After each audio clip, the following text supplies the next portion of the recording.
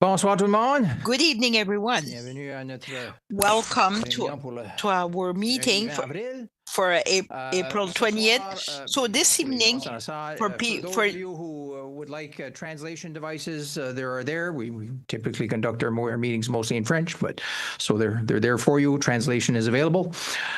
So donc pour ce soir, so for this evening, we have a public hearing like first, and then we will start our regular meeting for this evening. So, tout simplement besoin d'une I would simply need a motion to open like the public hearing.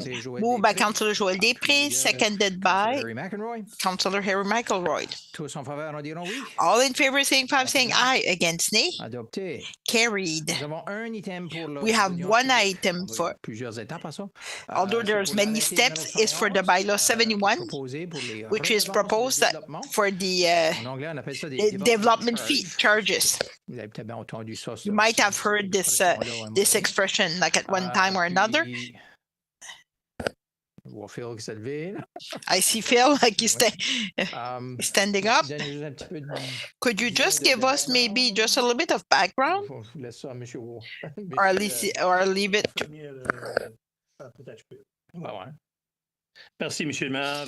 Thank you, Mr. Mayor. So essentially, like On avait reçu une présentation. we had received a presentation in the month of March Concernant concerning like the addition of a zone development charge ou des development charges for. développement.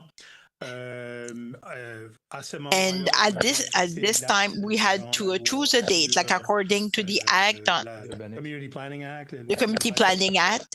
Ce soir, c'est So la- this evening, l'audience. this is the date for the public hearing, and later during the meeting, if the council d'accord avec agrees with the proposé, with what being proposed, they could do like the first and second reading of the bylaw. Alors, je dirais, I would say Daryl, and venir faire la présentation. I would ask Daryl to do his presentation to explain what they are. Come on down.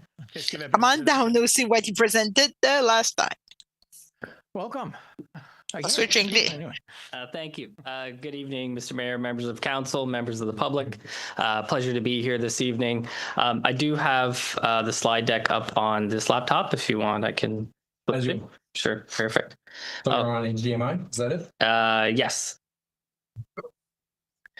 All right. So I have a brief presentation here this evening to present at this public hearing. This is it with respect to the development charges policy framework and the development charges background study, or the bylaw that was prepared with respect to the Bro Bridge Street extension. And so I'll talk a little bit about an overview of what development charges are, talk about the principles framework that working with staff we put together, and then we'll talk about the Bro Bridge Street extension development charge calculation and bylaw that is based on that principles framework, and then we'll talk about next steps in potentially approving that bylaw. And so there was 2 documents created. I'll provide an overview this evening, but these documents are available on the town's website, and they do go into far more detail on all of the calculations. The policy framework document sets out the principles and policies with which how development charges would be calculated in the town should you move forward with a bylaw. We've then put together this development charges background study for the Bro Bridge Street extension, which then implements that policy framework into a potential charge. So development charges, what are they? They are a revenue tool used by municipalities to recover the capital costs associated with new development. So we have new people moving to the town. Because of that development, the town needs to invest in infrastructure to support that development. And so we're going to recover the capital cost of that infrastructure from that new development. And so municipalities, especially New Brunswick, are starting to look at this. Moncton has implemented development charges. Dieppe recently passed their policy framework and is now looking at development charge bylaw into the future for a project. And then as well, yourselves, they're looking into this. And really where we see the need for this is that a big portion of municipal budgets go to recapitalization or your asset management, rehabilitating your existing assets. So there's not a lot of money left over to invest in new lands, to develop those lands to allow new development to come. And so this is where development charges can be useful in having that revenue tool to invest into new infrastructure. And so when we think about development charges or we think about capital cost recovery, we can think about it at this hierarchy. And so if we think of a typical development or subdivision and there's roads within that development, the developer is going to pay to build those roads, the water mains, the sewer mains. What we're thinking about is the broader infrastructure to connect multiple developments. That's really what development charges are used for. The legislation that allows this is the Community Planning Act, Division G. And then as well, there's an associated regulation that gets into more detail on how what the principles should be in setting out these calculations. So what do you do currently? Currently, if there's works internal to a development, developer pays for that as part of the subdivision bylaw. If there's works that benefit, let's say 1 or 2, maybe 3 developments, that would typically be covered under some cost sharing arrangement between those developers. And then if there's a piece of infrastructure that's going to benefit more broadly a number of developments, that would be funded by the taxpayer if it's roads or another tax supported service, or water and wastewater rates if it's water or wastewater. And so if we're going to move forward with the development charge bylaw, what costs could be included in that? And so the legislation sets this out. It's really water, wastewater or sewer, stormwater, roads, sidewalks, trails, traffic signs and signals, or expanded transit facilities. If we're going to, let's say, need to purchase land to build any of this infrastructure, the land cost could be included as well in a development charge. So I'll go through at a high level the calculations for the Breaux Bridge Street extension, but just generally, as a matter of the policy framework, the way in which development charges are calculated is first, we're going to identify the piece of infrastructure that we need to fund and the area that's going to benefit from that infrastructure. And I'll tell you how we've applied that to the Breaux Bridge area. Then we need to break that cost down into the cost that relates to benefiting new growth that's required because of the new growth, and the cost that's going to benefit the existing homes and businesses that are already established in here. The cost that benefits those existing homes and businesses, that can't be included in a development charge calculation. That needs to be funded with taxes or rates as the case may be. So that comes from your existing reserves or taxes. When we take the growth-related costs, that's what we can include in a development charge. We take those costs, divide it by the anticipated growth in the benefiting area, and that's how we're going to calculate the charge. So just to reiterate, the charges would only apply to new development or redevelopment. So if you're building houses, building businesses, that's who the charge would apply to. If you already have a house established on your property, you're not going to pay a development charge. So the principles framework. So that was an overview of development charges, what they are. So then what we did was we went into develop this principles framework. So this framework is going to guide if there is potential future investments in infrastructure that are required. If you do want to consider development charges, we would follow this framework on how to establish a development charge bylaw. And so for each service, water, wastewater, stormwater, roads, and trails, what we've done is we've identified what potential costs could be considered for development charges and what costs are incorporated or funded by the developer. And so what you see in the blue or teal color there, those are the costs that would be funded by the developer, those local roads within that development, the water, the sewer mains. What would be incorporated into a potential development charge is those broader infrastructure, for example, the Breaux Bridge Street extension that's going to benefit multiple development properties. So some other questions and how what's incorporated into the framework. So how will the charge be applied? And so the charge will be applied on a per unit basis. And so for residential development, there's a rate for single or semi-detached. There's a rate for townhouses or row houses, and there's a rate for apartments or multiple unit dwellings. For non-residential development, the charge is per square foot of gross floor area of the building. When is the charge paid? So the charge is paid prior to the issuance of a building permit. So you go to the building permit. Before you get your building permit, you have to make sure you pay your development charge. Council does have the authority to enter into agreements to accept the charge earlier or later than otherwise the case might be. Will the charge change over time? So as you know, capital costs change over time. Inflation affects the capital cost of projects. And so when the charge is calculated, the charge will index every year following the Statistics Canada Building Construction Price Index. And this is the index that municipalities across the country use to keep their rates in pace with inflation. And then what will the town do with the funds? So as per the legislation, the money in the reserve fund must be used for the purpose in which it was collected. And so the town will establish reserve funds for the projects in which we need to fund. So the Breau Bridge Street extension, for example, reserve fund would be established to pay for those capital costs. And as money comes in, would go into that reserve fund.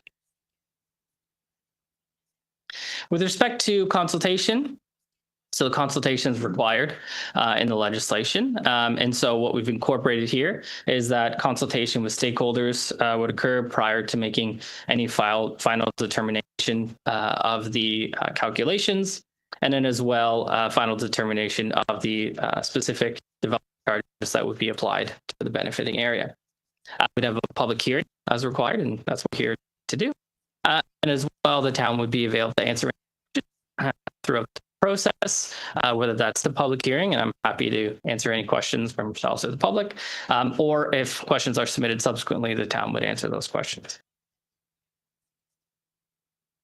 So that's the framework with which how we would pass development charge bylaw or implement a development charge bylaw. And so we've taken that framework and now we've applied it to a specific case. And so the Breau Bridge Street extension is anticipated to extend Breau Bridge from Bellevue Heights to Ohio Road.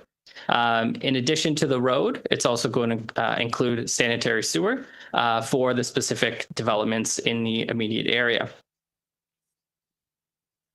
And so what we've done with this calculation, we've actually separated it into two distinct areas. Because of this road is a major access road, so rather than all the traffic driving all the way up to Main Street, driving across, now traffic can drive across Breau Bridge. It's going to benefit more than just this specific area. It's going to benefit a broader area of the town. So what we've done is we've broken this down into the immediate area and then the broader area. So development area 1 is the immediate area adjacent to the new extension.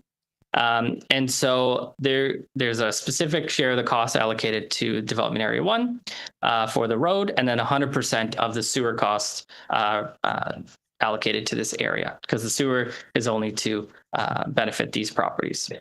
Okay, and there is a footnote. The property to the south, the furthest property south there, wouldn't be subject to the sewer charge because they're not going to connect into this sewer. They have a different access. So development area 1 is shown in orange on this map. And so everything else that's highlighted in the color is development area 2. And development area 2 is the broader area that's going to benefit from this secondary access. Instead of Main Street, they'll have this secondary east to west road. And so we've allocated a share of costs to this broader area. And so what we've done is we've taken the costs. So the road extension is about $7.1 million. The sanitary sewer is about $1.5 million. You can see the sanitary sewer costs we've allocated 100% to development area 1. That's the area that's going to benefit. And then for the road extension, we've taken 20% of the cost, allocated it to the immediate area, and then 80% of the cost is allocated to the broader area. Okay. With that 80% of the cost that's allocated to the broader area, it's going to benefit new development, but it's also going to benefit existing properties. And so we've made a deduction so that about 2/3 of that is going to be funded with town money, so from the tax base or your existing reserves, and only the remaining 1/3 would be incorporated into the development charge calculation. Okay. So in terms of development that's anticipated in development area 1, we're looking at just under 1,990 people, just under 650 employees, and then 5,444 people in development area 2, and just over 500 jobs. And so when we put that all together, and again, the details of all the math and all the specific calculations are laid out in that background study that's on the town's website. What we get is for development area 1, that immediate area of the extension, we get development charges for low density, which is singles, semis, and mini homes, medium density, which are row houses or townhouses, and the high density, which is multiple unit dwellings, so apartments and 2-unit dwellings. And so you can see the charge for the singles, semis, and mini homes, $3,828 per unit. Medium is $3,190 per unit. And for high density, it's $2,552 per unit. And for non-residential, it's $2.20 per square foot.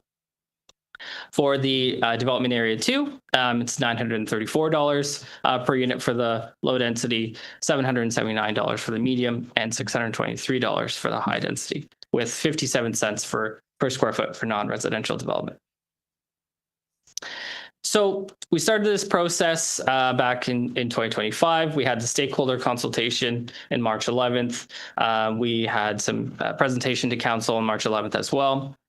We finalized those documents and posted them on the town's website early April in advance of this public hearing tonight. And the next step is to have minister approval. So you'll do your 3 readings and anticipate that the 3rd reading would be on May 4th, I believe. And then the minister will then have to approve this. As I understand from staff, they've already shared the information with the minister and he's given the green light to go ahead. So they just need formal approval of the bylaw. And with that, that concludes my presentation. Happy to answer any questions. Thank you. Thank you. Est-ce qu'il y aurait des questions de la part des membres du conseil? Any questions from council? Any questions for council members? Oh, a few. Conseiller Paul Boudreau. Councilor Paul Boudreau. Nice presentation. You mentioned a minute ago the money collected for this exercise has to go to this specific project. What happens if the capital project is already paid in full and there's still vacant land? Where does the money, can we still use it for something else? Yes, thank you. So through the mayor, there's really 2 cases that can happen because at this time it's an estimate. It's an estimate of the capital cost. It's an estimate of the anticipated growth in the area. And so there's 2 cases. One would be we don't collect enough money. And what that means is the difference is paid for by the taxpayer. If we collect more money than what we've set out in the principles document, it's to set that money aside for the same purposes. So if there's another development charge area that is for the extension of a road or construction of a road, that any leftover money would be used for the same purpose, so capital costs for roads. Okay. Does the length of the loan has been taken into the equation? How long is it? Did we borrow for this project? Oh, yes, we years. borrowed for this project. We didn't borrow? Yes. Oh, okay. Oh, yeah. So essentially, once the loan's paid in full, like you said, for the development charge area, if the 25, 30 years from now, loan's been paid in full with whatnot, we're still going to use those funds for capital investments of similar things. Either roads, either pipes, storm sewers, exactly. That's my question. I thought it was allocated to this project exclusively. Is that the case? Yeah, but if there's extra money, so let's say you've paid it off and then there's still development happening, you recover more money than you needed, then you would take that money and you would use it for similar purposes, so roads or new roads, extended roads. Thank you. You're welcome. Thank you. Conseiller Roland Cormier. Merci, Monsieur le Maire. Thank you, Mr. Mayor. I presume you speak only English? Yes. Okay. That's okay. You mentioned that they've tried that in Moncton and Dieppe. Is it working? Yeah, so through the mayor, in Moncton's the only one who's actually passed a bylaw. Dieppe has passed the framework, but not a bylaw yet. But in Moncton, yes, it is working. Actually, and don't expect this to happen, but in the public hearing of the first development charge bylaw, they did get applause because the developers were happy that there's this new tool to open up new lands for development. And so what we've seen in Moncton is they're now on their 6th or 7th development charge area, and they've been opening up new lands for development by using this revenue tool. So how long has that been in operation in Moncton? So we started that through the mayor. We started the process back in 2019. So since In Moncton. 2019, 2020. Okay. Yeah. A few more questions, Mr. Mayor, through Sure. you. Go ahead. Okay. Basically, there's a $8.5 million In- expense Yeah. in these projects, Investment, yeah. investments. And we've categorized that in two different zones, Zone 1, Zone 2. Yes. Zone 1 is quite clear, well, Zone 2 is clear as well, but at the previous meeting, I had preoccupations. I still have preoccupations for Zone 2. Mhm. My biggest preoccupation, if the citizens could see that, that means, Got it up on the screen. I know, but those that aren't here, Okay. the line starts at basically Rue Providence, going towards Hayo, going towards Le Chemin Hayo, the Ohio Road, yeah. the RSMP station. From there, going down there on that side of the road, everything's included. So if there's a new lot in Châtellerault, we're asking landowners if there's a new lot there, and I don't know if there's one. If there's an undeveloped dot. Yeah.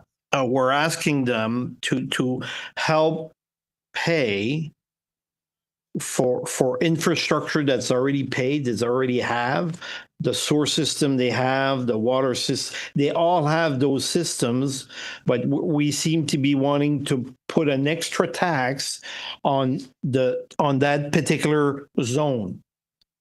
I use the example of Mr. Mayor at La Rosette. Yeah. That in my mind, it's not fair that we should be taxing that particular region that's already been developed, and we're retaxing them for other services that the services are already there. If the services weren't there, not an issue. That's why Zone 1 makes sense. But with your calculation, Zone 1, if you do that, you're only getting back $3 million of a $8.5 million project investment. So I think we should rework those numbers personally, Mr. Mayor. I am not willing to explain to the citizen of Shediac from those particular areas that have already been developed. The system is there, the infrastructure is there, and we're going to retax you for that particular investment because it's not fair, and I can't. I understand what you're saying, Councillor. The CEO has maybe Correct me if I'm wrong, Daryl. So anybody that's would be that in development charge area 2 would not pay for the upgrades on the sewer system or sanitary. They would only be paying on the extension of Robridge Street. So the existing upgrades on sanitary and those things would be exclusively paid from the landowners in zone number 1. Is that correct? That's right. Yeah, so through the mayor, that's correct. And of that amount, and I pulled the slide back up on the screen. So of the road amount that we've allocated 80% So to that third. So the argument yeah. the argument would be is because the citizens are going to be using Brobridge, they should be paying if they're building a lot on La Rosette Or Alphonse. or Alphonse. Et cetera. So let me be the devil's advocate now. Mhm. Why aren't people from Riverside Drive using that particular street not paying? Which I don't agree, but I'm being the devil's advocate here. Mhm. Why should It's beyond the zone. it's beyond the zone? Why did you go there? Yep. So through the mayor, so in working with town staff, we needed to identify which areas are going to benefit and which areas are likely going to utilize this as a secondary access to Main Street, rather than taking Main Street to go east or west, that they would take Bro Bridge. And so there's going to be a portion of that south of Bro Bridge, right, that might go up to Bro Bridge and then go east. There might be a portion north of Bro Bridge that are going to go south and go east that will utilize that rather than to take Main Street. And so so it's similar to what we've done in Moncton, is we need to draw the boundary somewhere. We could have a town-wide charge, and we could look at all the infrastructure that's required to accommodate all the development and have a town-wide charge, which is what most provinces do in other jurisdictions, but no one in New Brunswick has done that yet. And so based on understanding of the anticipated use of the road, we've defined this as the boundary,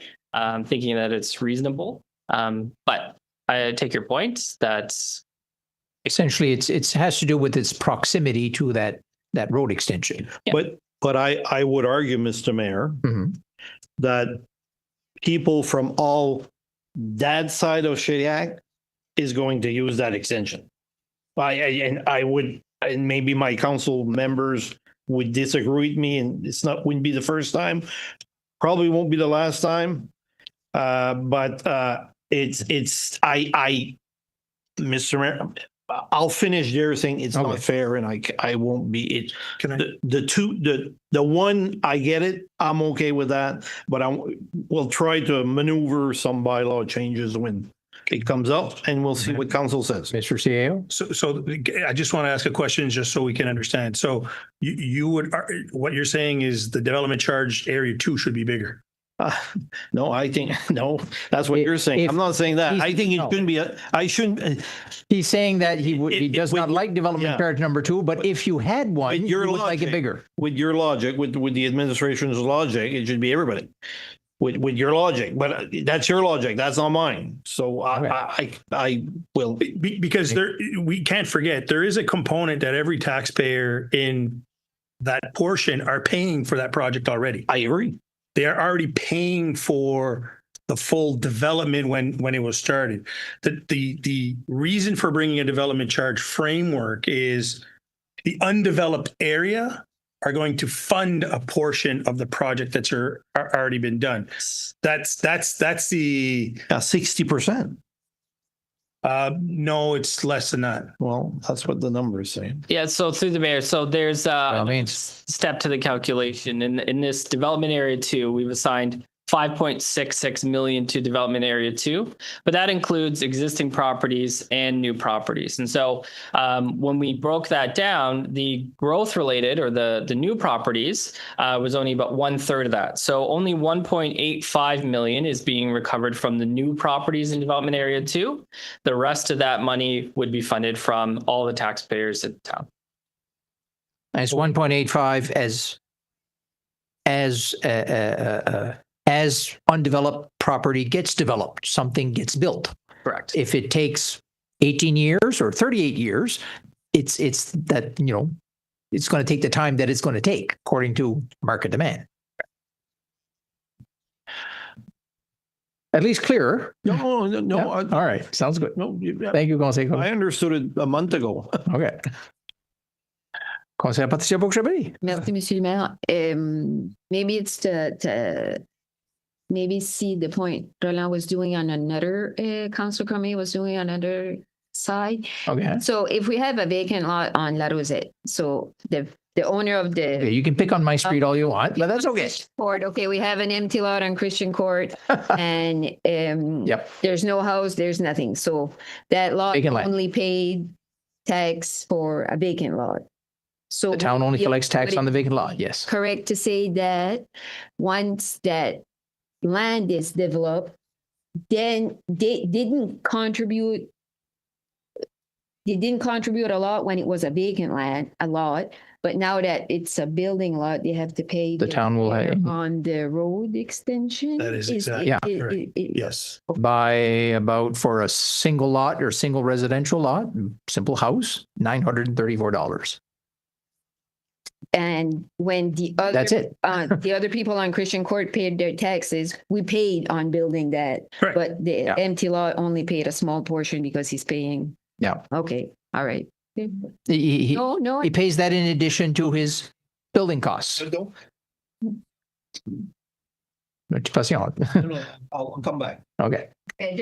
I was just seeing it at another, Your comment is Or- correct, okay, thank you. right, Daryl? Your comment's correct. That's correct. Okay, second question, how on page 17, where it says allocation on capital cost road extension, Okay. how does the 80%, how? The 20%, 80%? Yeah. How the is road? that determined? It's 20% in development. area Daryl? one, development area. Mhm. Yeah, so through the mayor, so through working with town staff, what we're using is basically judgment and understanding that the potential uses, the potential traffic flows of those properties.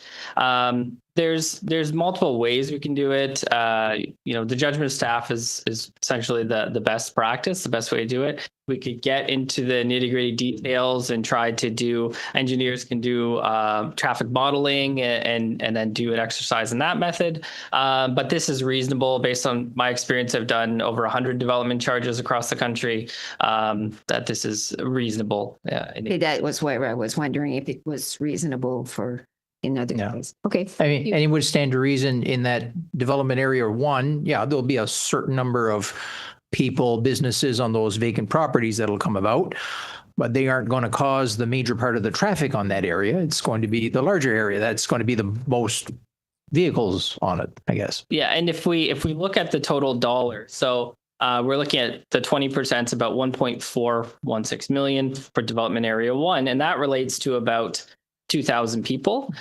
For development area two, we're looking at a growth of about over 5,000 people. So understanding that, their benefit isn't as direct, they're not going to pay the exact same amount. So we have basically 2.5 times the growth in population, but we're only going to recover about 1.3% more or 130% more, so 1.85 million. So again, if we take a look at it just on a population basis, understanding that development area two won't benefit directly as much, but indirectly, again, these shares are reasonable. All right. Thank you. And, I always equate this in a sense when a private developer develops a road, 10 bindling lots on each side, left and right, the developer is going to recover those investment costs in a road and pipes and whatnot from every lot sold. And once he's sold out his lot, essentially he's recovered all of his investment, turns that infrastructure over to the municipality, here as well as everywhere else. Not a new thing. So in this case, the municipalities made the investment. The municipalities, in a sense, acting as the developer for that stretch of Bow Bridge extension. So this is just one means, although we're not going to sell all the lots because we don't own them all. This is going to recover those costs, or at least part of the costs, and from the folks who are going to benefit from that new stretch of road, essentially. Simple way of doing it, but anyway. Conseil O'Brien. Simply, Matt. My question is exactly about that. In that case, we're done. No. Yeah. No, it's in that you didn't. Go ahead. But it's about that. Frontage streets, like the mayor just mentioned. The town builds a street and they charge frontage fees as the lots are sold. So is that still going to happen in this new section? How does this new development charge relate? Essentially, no, but I'll let Daryl go. Through the mayor? That's correct. No, the answer is no. They would just pay the development charge. So rather than have a frontage fee, they would pay this development charge. And one of the benefits of using a tool like this is it can be a bit more equitable. If you think about if I have a lot with a frontage of 20 feet and I have a lot with a frontage of 40 feet, but I put one house on each of those lots and each of those lots has 2 cars, we both have the same kind of use of the road, essential need for the road. It just so happens that my lot's a bit longer. Or you can think, and this happens quite a bit, where I have a small frontage and then it opens up in the back. Well, again, like a piece of pie. Exactly. And so I might pay a small frontage, but I have a larger benefit because I have a larger property. And so using a tool like this, we can spread the charge out more on a per capita basis, a per population basis, and apply the charge on a per unit basis. Okay, so the new section No. or not, but You would either essentially use frontage fees or a development charge, not both. Correct. one or the other. And is this an advantage to the town? Like the development charges as far as the how wide the street is? Like where I live now, the street is 6 feet wide, and where I used to live, it's 40 feet wide. Would this affect that? Or would it be? Can the town decide no, every street in this development is going to be 6 feet wide with sidewalks? Example. Not through a development charge, I don't think. Yeah, so Sarah? through the mayor, no, the development charge is just the cost recovery tool. And so if we go back to this hierarchy, it's not going to affect what you're constructing. It's just going to affect how we're going to recover the costs. So for example, we've set out in the hierarchy different classifications of roads. So collector, primary collector roads, rural collector roads, arterial minor roads would be considered for recovery of a development charge. Whether you decide as a town through your engineering development standards to do a 40-foot road, 60-foot road, that's completely separate from development charges. Okay. So what's the main motivation to do the change? Like, I don't fully get the whole picture yet, but. The basic main motivation, as you'd say, is the town invested money. The town acted as the developer. This is just to recover that because we don't build roads. Private developers build roads, 99% probably, if not more. So, and the town benefits from the development by acquiring the road for $1 in every time. Châteauroux or whatnot, yeah, all that area where you're at. So in this case, the town we decided here, we wanted to open up that road in order to alleviate traffic. This is going to be the best investment in terms of traffic alleviation that we've ever seen, because we're only got one road, Main Street, in that sense, or one main drag. This will provide a second one, in a sense, not quite the same character. Won't be as commercial, of course, but. And so through the mayor, ultimately what this is a method of cost sharing. And so rather than in development area 1, for example, getting all of these developments together and trying to get everyone to do a cost sharing arrangement, this is the cost sharing arrangement. You pass a bylaw, everyone pays their fee when they build, and then they've ultimately shared the costs by giving the money to the town to recover the cost for the road. So ultimately, it stands in place of a cost sharing arrangement, especially when there's multiple benefiting properties. Okay, thanks. Thank you. It's a better idea. Yeah, so it's good. Thanks. Conseiller Peterborough. Yeah, thank you, Mr. Mayor. My question is, if this bylaw goes through, is that a bylaw that's going to be there all the time, that if in the future that the town decide to do another private road, that we can use the same thing, or is it only a bylaw for this project alone? So through the mayor, this will be a development charge bylaw, and the intent is that the bylaw will have a schedule. The schedule for the charges for this area will be one schedule, and then as you consider other development charge areas, you would create additional schedules, but it will all be under the same bylaw. Okay, so my question is, let's say that the town decide to extend the Bellevue Heights Street to connect to the eventually the road that goes to the school. This will be in the same area as the green area. So does it mean that the franchise fees would increase more than it is now? Because so through the mayor, you could have development charges that overlap, and Moncton has a number of these areas where they take a look at the benefiting area of a road, it benefits a certain area, and then they take a look at the benefit of another piece of infrastructure, it kind of overlaps that area. So there could be two charges applied to the same property if you were to pass a separate bylaw or add a separate schedule to the bylaw. You'd have to add that. Or it could be a totally new project in a different area that would set the. Yeah, if it's in an area, but it might not not overlap. When you look at this area, let's say that because there's a possibility, and I don't know if the town would do the extension of that road, but that would be part of this zone 1. Or I don't know, zone 2. So it means that the fees that is there now would be increased. Yep. So through the mayor, there could be an additional charge. Yeah, you could have two development charges on the same property. And in the same sense, that's because the municipality would have decided to invest tax dollars there, and attempt to recover it from undeveloped lands in that same zone. could happen, but that'd be another decision of council at that time. Right. It's similar to, through the mayor, that for development area 1, there's technically a development charge for the road plus a development charge for the sanitary sewer. So in essence, there is 2 development charges on those properties. Could be double. But it could be more. Okay. Thank you. Conseillère Janice Cormier. Merci, Monsieur Mayor. So I just want to talk Thank you, a little bit Worship. about Zone 2. For me, I'm a little bit concerned that everything falls in that area of the town. Just because anything on that side of the town, like for me, I live on the other side of Main Street.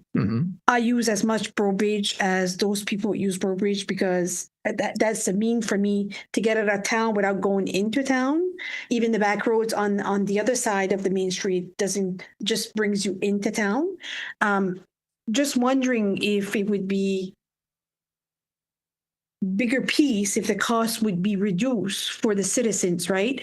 Per lot, per undeveloped land, in a sense. Because I just feel that it doesn't make sense for, putting those people in that section responsible for development that whole side of the town is going to be using. Although I'll ask you this, Councillor Cormier, you would be saying, and look, we probably head out towards Chesley Street, just up here, and head towards Moncton. In that sense, to get out of town. If you want to get out of town the other way, yes, you could, but the likelihood of you doing that as a resident in your area is, lesser so. If I do every day I go to work. From here going to Capillet? From here, not going to Capillet, but going to Moncton. Yes, but that area, this is just for the extension of Bow Bridge between Bellevue and Ohio. Okay. That's like the epicenter of the usage that you're trying to calculate and offset your costs. Coming in on that side, instead of going through Parley Beach, you could come into Breaux Beach, right? Yeah. Oui, monsieur. On est en train d'avoir une discussion. Puis, we're having a discussion, and Councillor Cormier is entitled to write out the question that she likes. But if you want to go into a debate, I think, Your Worship, that we should invite to come out of the chair and ask Sylvie Colette. We're having a debate. With all the due respect, I think we're going to have a debate. It's a debate. I know, I hear what you're saying. My intent is to provide information, but not have a debate. But I understand you. But it seems like the start of a debate.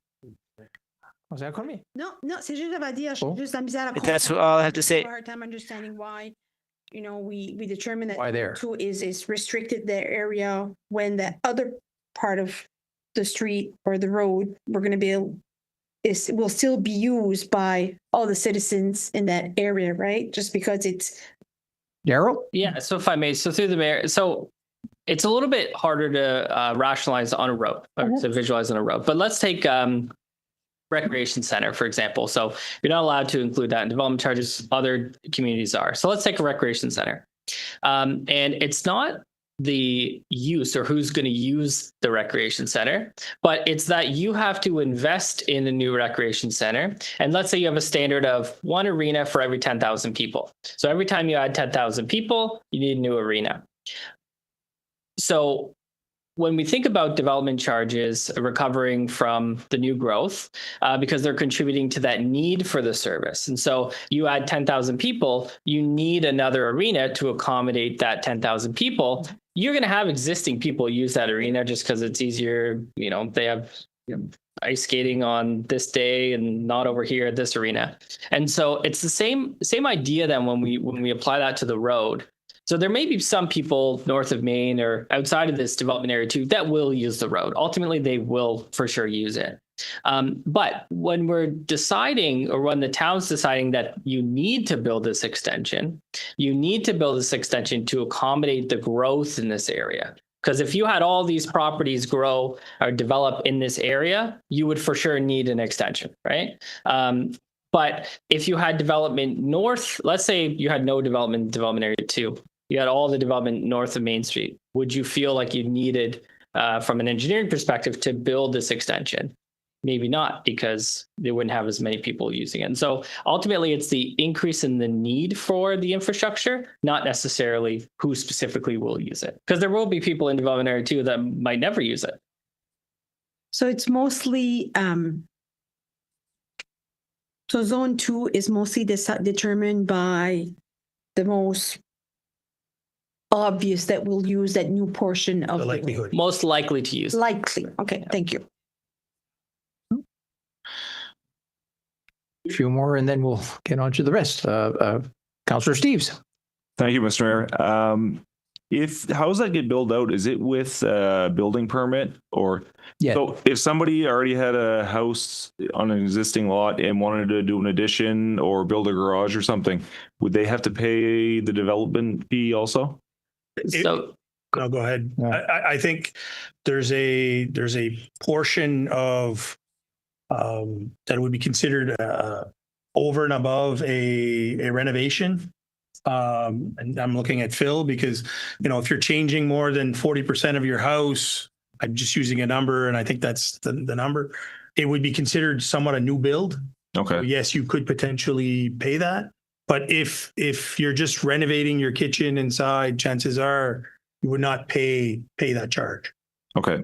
Yeah. So through the mayor, the intent is that it's additional dwelling units. So if you're adding a dwelling unit, then you would pay. So if you're going to just build a garage, no. But if you're going to build a garage with an accessory unit in that garage because ultimately when we calculate the charge, we say, here's the cost that we're recovering. We divide it by the anticipated growth in people, because those people are driving the need for trips on the road. And so if you're building something that's going to add people to the area, then the intent would be that they would be paying the development charge. Okay. So, yeah.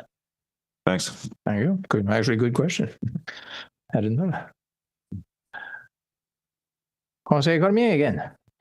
Merci, Mr. Mayor.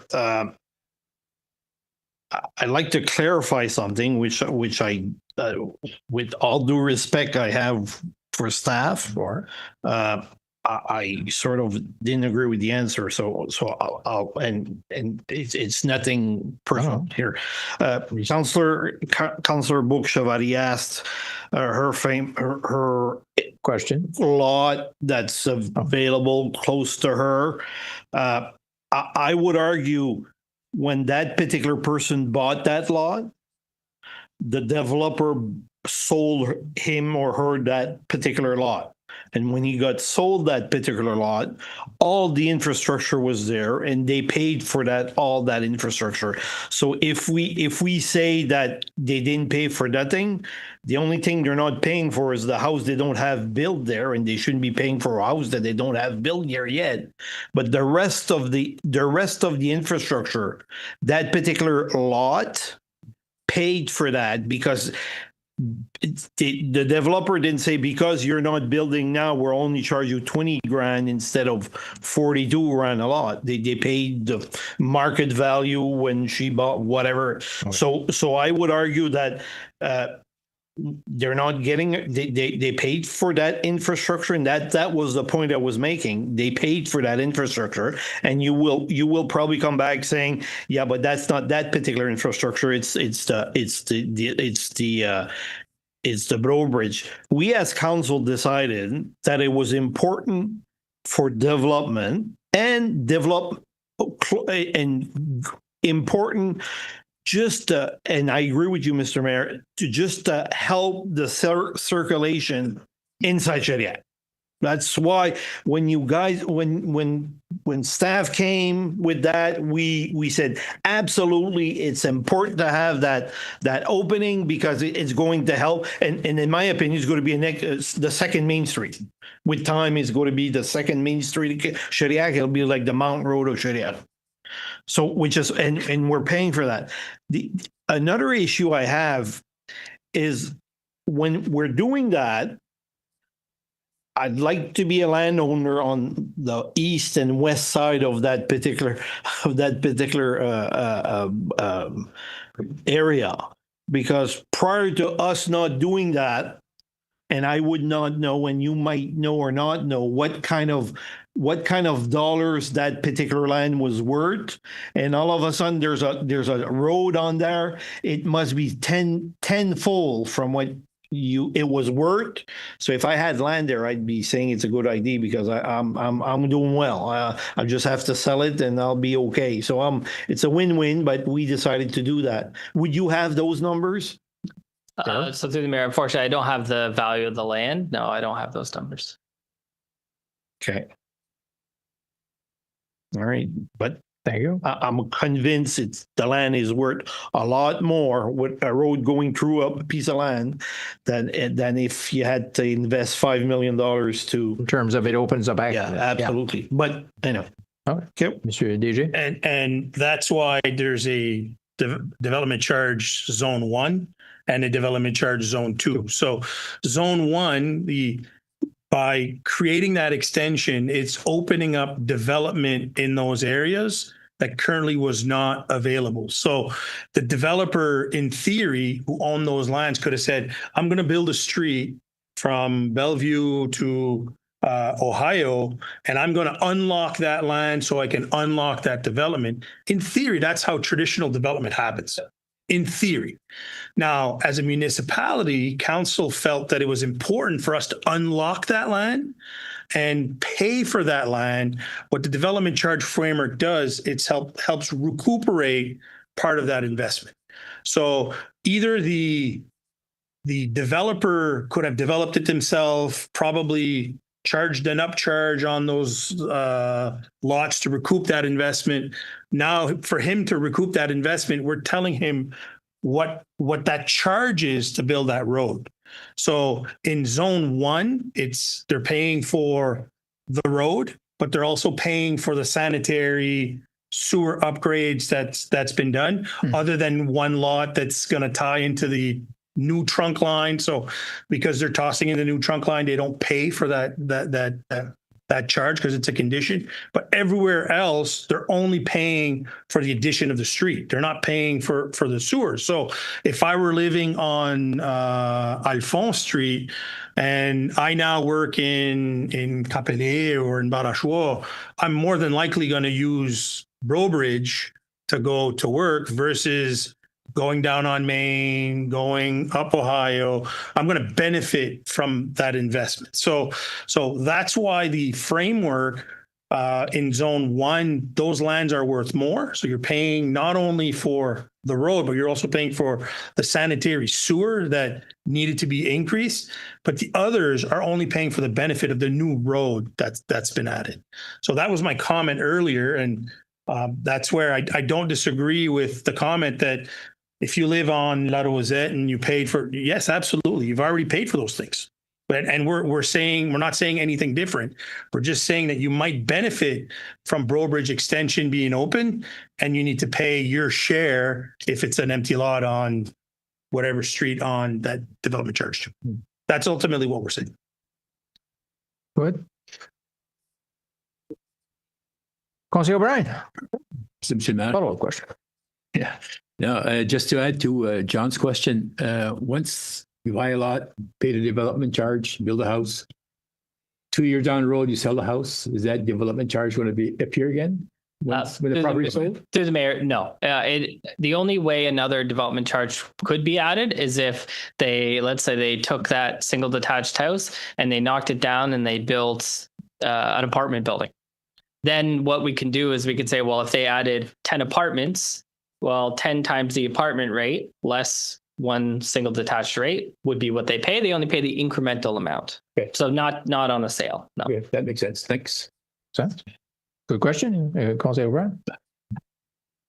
Councilor Boudreau. Yeah, just finish with this. I'm quite enthusiastic about zone 1, and my perception of this when they came up is it's a new development. You mentioned the DG unlock, a really nice term of that. But I'm really discouraged for zone 2. According to me, it seems like a glorified user fee that we're using all across town. And I don't agree with that zone 2 charge for this project. It's a hard sell for us to impose these fees. Like Janice mentioned, we have people from Shediac Cape, they're quite draw on Broadway Street to go to Yangophone School. How do we justify it? People from close by. So it's a hard sell for me on that zone 2 thing. The rest, no problem at all. It's a new street, unlocks a lot of development, helps the traffic flow from east to west. So it's a zone 2 thing. That's my final comment. Mr. DG? My question earlier was, does council feel that the zone 2 isn't big enough? Because that's the sense that I'm getting, that we're not, the zone isn't big enough to charge other areas as well for the Brobridge extension. And I could be totally wrong, but Sorry. you're thinking it's unnecessary to have a development charge 2. Yeah. Zone 2. Okay. Well, in my perspective, Oh. they answer that. Okay. Thank you. Councillor McEnroy? I'd like to see a scenario where Zone 1 covered all the cost. Whatever contribution is proposed to be collected from Zone 2, be collected from Zone 1. Because the main thing that I think all have to remember is the taxpayers of the town of Shediac are building sewers and building roads for apartment buildings and shopping centers and who knows what else is going to go up Ohio Road. And that's where the land value is increasing considerably. That's where the bulk of the benefit is. And to go backwards to pick up a smaller amount of money from existing development, even though there are some undeveloped lots, in my view, it would be cleaner, neater, and more fair to have a single zone for the whole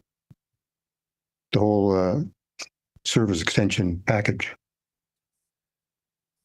Thank you, Councillor McEnroy. I mean, Darryl? Yeah, so through the mayor, just on that, one of the things to keep in mind is that as part of the legislation, there's a requirement to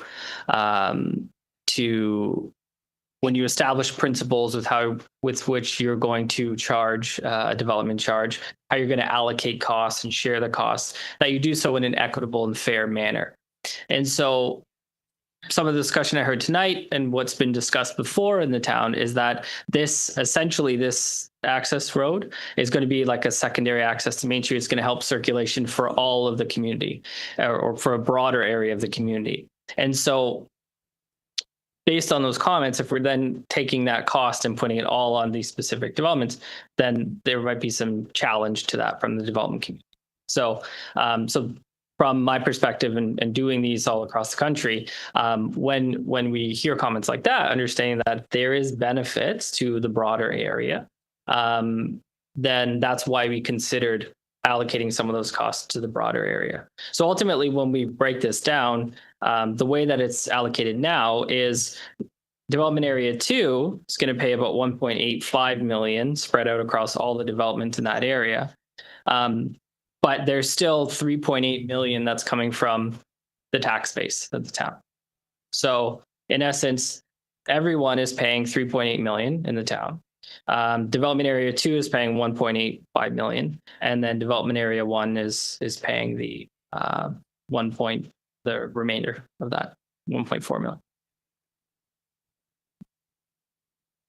million. If I could, just to follow up on that, if the taxpayers generally everywhere in the new Shediac are going to be paying. This is only within the old Shediac because this is still a local service. Okay. Yeah. Nevertheless, if the whole town is going to be paying, then I think that there still should be a transfer of additional funds to that Zone 1 and level out the playing field for all of Old Shediac, rather than have Old Shediac not in Zone 2 paying less in Zone 2. If it's Old Shediac and it's outside of Zone 1, the rate perhaps should be the same. And in doing that, transfer more. If you can't transfer at all, transfer as much as you can to the developers, because they've been getting a free ride in Shediac for a long time. Not only do have they not been paying for upgraded services like we're talking about, but we've been giving them incentives to build apartment buildings, handing out cash to them, which helps them pay whatever fees they have to pay in the first place. So I would rather see it reworked in that fashion. I do understand what you're saying, Councillor McEnroy. I'll provide two bits of information. One is this development, this Bow Bridge extension, this is totally with municipal funds. Typically, when we do any infrastructure, whether it be recreational or road or whatever, typically we're going to be getting partnerships with our other levels of government, such as the trunk sewer, for example. The trunk sewer is about a little over 13 million, 13.1, and I think they're providing us like 10, roughly. So most of the cost is, part of our taxes, but at the other levels. So it's not all of the local costs. In this case, this is totally our local cost. So a little bit different in terms of how, and for a private developer, well, they provide the infrastructure for nothing essentially, but they recover their own costs from whoever buys their lots. And that's my typical example. The other thing is, escapes me. The incentive. The incentive is new money coming in that we're remitting. It's not money that we currently have. So once something gets built, they start paying taxes. We remit them a certain amount after that for a one-time only thing, and then we still get 100% in of new money in that sense. It is. I understand what you mean in terms of it. They are receiving it back, but it's money that would have never been there if the development hadn't occurred. That's all. Autre question, Conseiller Jean-Claude Bertin. Councilor Bertin. Right now, it's frontage. He said it's either frontage or. This is a development charge, not frontage. I know, but can't we go just frontage if they build and then you charge them so much, the developer goes, then you pay frontage, and if he's building an apartment building and he's got 10 apartments in it, then you charge them so much. Okay, instead of that way there, it wouldn't affect everybody. It would just affect when they develop the land. As Daryl stated, the difference between a frontage or a development charge is equity. It's more equitable to disperse it so if you have a larger lot, but you're using it for the same purpose as a smaller lot, you're paying the same fee. So if you're a landowner that's putting a single family dwelling that's twice the size as another, you're paying the same thing. Versus if you have an apartment building and the lots are the different size, but you're putting more apartments on the smaller one, you're going to pay more versus than if you're putting a smaller densified development on that larger lot. So I kind of guess that I think the larger lot will likely try to maximize and put more dwellings on it, but that could be the case that he does not decide to do that. So it's a more equitable way to determine based on the amount of dwellings versus a frontage fee. So you're spreading it out equitably across the board versus a straight out frontage fee. Yeah. Conseiller Cormier. You asked the question, Monsieur le DG, on what could be a fit. I have no issues with one. It's the two that I'm almost in the opinion of Councillor McEnroy, but I think we can even as we should charge as much as we can to one to make it a bit more fair. But it could be as well that the town, because we wanted it, I'm just giving you a number here. I'm not saying that that's the magic number. You take instead of an $8.5 million problem, we take $2 million out of the equation and let the whole citizens of Shediac pay that $2 million, and you might have better math, but the one needs to increase, in my opinion, for me to support that. Thank you, Councillor Cormier. I think that's exhausts our questions. Thank you. Good ones. Well, there's no developer. The developer's us in a sense. Were there any members of the public? We hadn't received any objections and whatnot, typically like in a more typical rezoning, I guess. Were there any members in the public who wanted to speak? Y avait-il des gens qui voulaient parler à ce Any sujet? members of the public who would like to speak on this matter? I would ask to go in front, identify yourself, and say who you are. And you can speak in the language of your choice, French or English. My name Bob Saint-Amand, and I live in Scodoc. Hi. You guys might say, well, you got nothing to But do with this, but what I've heard, we've been amalgamated into the town of Shediac, which is great. Yes. However, I've seen my taxes go up steadily. I've been back here now since 2020. So I've seen significant increases in my tax. Mm-hmm. Now I just heard you guys say that old Shediac is going to absorb the tax costs for this, but are we part of Old Shediac? Because we have no services in Scodoc, and you guys don't come out very often, so you don't know what's going on up there. And you kind of leave us alone as a poor cousin over there, right? So I just, for something like this, I don't know how it used to work before, really. Was it all developer paid for before? And I'm sorry, I didn't know much. I think this is on a road infrastructure for a road. This is the first time that a municipality has done this in a long time. I think it's the first time ever. If not, it's been an extremely long time. Breaking. Okay. Right. Okay. Well, and in terms of the cost for roads, road maintenance, whether it's filling potholes, whether it's redoing a road, whether it's snow plowing, the taxpayers of the old Shediac pay for the Shediac, the roads in the old Shediac from the former boundaries.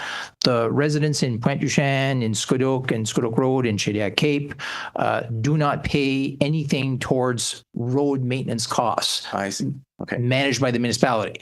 You pay an additional amount to the department, to the province of New Brunswick, and they manage the roads in your sector, the public ones. Okay. No, I think it's great that there's progress being made and whatnot, but I'm just wondering why I heard there's numbers like 3 million being thrown around, and that's the taxpayers are going to be covering that amount, right? Whereas before, maybe they didn't have to. It's somebody's got to pay at the end of the day, I guess. But I'm essentially, essentially for this particular street extension, if there was a developer who was doing it, the developer is absorbing cost, period. The town would not be absorbing anything. Right. He covers his costs as he sells the lots and whatnot. Yeah. We're saying, yeah. Now, mind you, here the town decided to build the road, but we don't own the lots, so we're not selling them. Okay. Yeah. Essentially. Okay. Well, I'll read what you have online and whatnot. It's quite interesting. Like I say, I wasn't aware that this was going to be discussed tonight. I came for something else. And sounds good. Interesting. Thank you. Bonne soirée. Quelqu'un d'autre? Anyone else? Mr. Béliveau, I saw you. No? Okay. Merci bien. Thank you very much. Oh.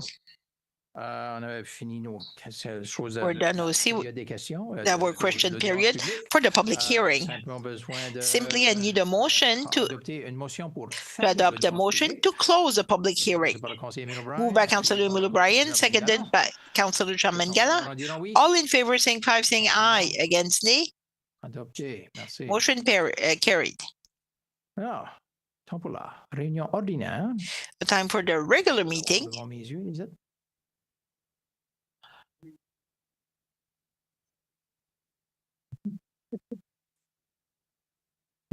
Tout fonctionne du côté techno. Everything works like technology-wise. We weren't streaming at the start for whatever reason for a few minutes. Anyways, technology, elle est bonne. Technology is great when it works. Donc, council member, people in the room, thank you for attending our regular meeting on Monday, April 20th. Simply to remind you, we are gathering on the unceded traditional territory of the Mi'kmaq people whose ancestors signed a treaty of peace and friendship with the British Crown in the 1700s. Mr. Clerk, we do have quorum. Personne n'est parti en salle de bain. Non, pas, ça fait des You're gens. only one gone to the washroom. Déclaration de conflit d'intérêt. Declaration, conflict of interest. Any council members who would like to declare any conflict of interest on any of those items. Simplement, donc vous avez devant vous. So you have in front of you the agenda. I would need someone to adopt the agenda. Moved by Councillor Jean-Claude Bertin, seconded by Councillor O'Brien. Tous en faveur, on dira oui. All in favor, saying aye, against nay. Adopté. Carried. Prochain. Adoption Next one, adoption of the minutes of March 16 meeting. Il y a chance d'en prendre une première So you chance. had a chance to read it. Councillor McEnroy is proposing Councillor. to adopt the minutes as presented, seconded by Councillor Germaine Galland. Questions or anything in particular on the procès-verbaux? All Anything those in dem- favor say aye. Contrary minded, nay. Motion carried. Nous, Now, en termes de numéro in 6, terms of présentation 6, publique, on a public pas de presentation, présentation we publique had pour ce none soir, this evening ni de lecture correspondance, and no mais correspondence, également, but we had rapport financier. a financial report. Je prends pour acquis que c'est, I take for granted directrice des finances qui va- it's our finance director. Or I can maybe just give you a little preamble on this one. Vous avez dit qu'on We had told you like we would come to the council to present les états financiers pour le premier like a quart. financial statement for the first quarter, but now we have the numbers to present to you. Directrice des finances. So our finance director will go through those. Madame Bloch. Mrs. Bloch. Monsieur le Maire. Thank you, Mr. Mayor. C'est ça, je sais pas si on partage la présentation ou non. I don't know if they share the presentation or not. Okay. It should be in the package. Donc, on peut avancer à la deuxième page. Can go to page 2. I will go like quickly on the numbers. If you have any questions, do not hesitate to interrupt. So we can go. This is the general operating fund. So the revenues as of March 31st, as you can see, we are 24%. So we received 6.6 million out of the 27 millions we're expecting this year. And we made it once a month. So it continues to come in like the warrant. So that's why we are following the trend. So these are the revenue, nothing we didn't receive like transportation, economic development. So those revenues should come later in the year. So there's nothing concerning on my side. Or you can go to expenditures. Donc, le tirant est plus là. Là, t'as reculé, hein? Yes, I think he was going too fast for the. Merci. Donc, c'est ça, les dépenses. So the expenses the same. We're at 24% for. Des revenus, peux-tu? So the revenue. Merci, Monsieur le Maire. Thank you, Des revenus en So those revenue economic development, 442,000. It's forecasted for the whole year. These are the building permits. Normalement, on reçoit moins que ça par le corps. Usually you only receive it by quarter. We did not receive for the first quarter of the year. So as of March 31st, we did not receive it. So probably we should receive it later. I was just curious because the big amount. Prochain. Next one. So the expenditures, well, we put them by main categories. So you see, like on average, we're at 24%. And I would like to tell you the 100% is the environmental services. So with the service for the garbage pickup service, and the rest of the expenditures, well, mostly in salaries and operational fees. So we are still following the trend. Nothing concerning on my behalf, like operation capital, that's a line we purchase, operating capital at the beginning of, and financial services, we continue to pay our interest and payment on debentures, interest on our credit line for temporary funding, and also like the pay the interest and the main on the debentures we have. So just a question for the 100%. So does it mean we paid for the environmental health services for the whole year? That's what we paid. We pay them in advance. It's with the Regional Service Commission. So we receive our invoice in January, and we paid the invoice. We paid this invoice at the beginning of the year. And for some of the services, they are entered in the system as an expenditure, but each month we make a payment. to pay them. So this one for the garbage, you paid in advance, and the rest with the Regional Service Commission, it's once a month, like planning or. Is it something we can negotiate, like when we pay a big amount like this one, like in advance? Is it something we can negotiate to pay maybe like in installments or half years or quarter? Because still money you could make interest, like if it stayed in the bank, but we don't pay more or we don't pay less. So municipalities sometimes like they might have the cash flow to do it. So for us, it's not a problem. But if it would become a problem, we could have the discussion with the Regional Service Commission, maybe to review like the payment of this invoice. But for now, it's not an issue. And I'm under the impression I could not say for sure, but the situation here and also the situation in other municipalities who have this contract with Eco 360 for the garbage collection. So the more money you keep in the account, the more chance also you can make money on your money instead of giving it to someone who's making the money out of this money for the rest of the year. Councilor Paul Boudreau, just a question. It's not a big amount, like the reserve of 51,000 out of a budget of 27 million. So we put the money, that's a surplus from previous 2 years ago. We know like the surplus for 2 years ago, so we identify it as an amount for the reserve. At the end of the year, we will come to an amount that would be very high, way higher than $51,000. So this evening to get what is the amount we have in the reserve? I don't need the answer this evening. The reason we budget it like this is it could be also a double-edged sword. Like if you use this amount in your operating budget, the following year this amount is not guaranteed. So if you have the same revenues and then you have to cut somewhere. So the practice is always the same. Like when you receive your surplus, you budget it directly like in your reserve. It's the money like the council can use in the year. If we had something, we have a project, it's more like an amount that's not guaranteed. So it's budgeted for the year. And also, the amounts that were put in the reserve at the end of the year, just the amount for the year 2025. So that would be available in our minutes also for the last one of the year. But essentially, to get the total amount, well, certainly, like we would have to get back to you. Mr. Mayor, I do have the numbers. I don't want to share it. Yes, go ahead. If it was at your fingertip, that's okay.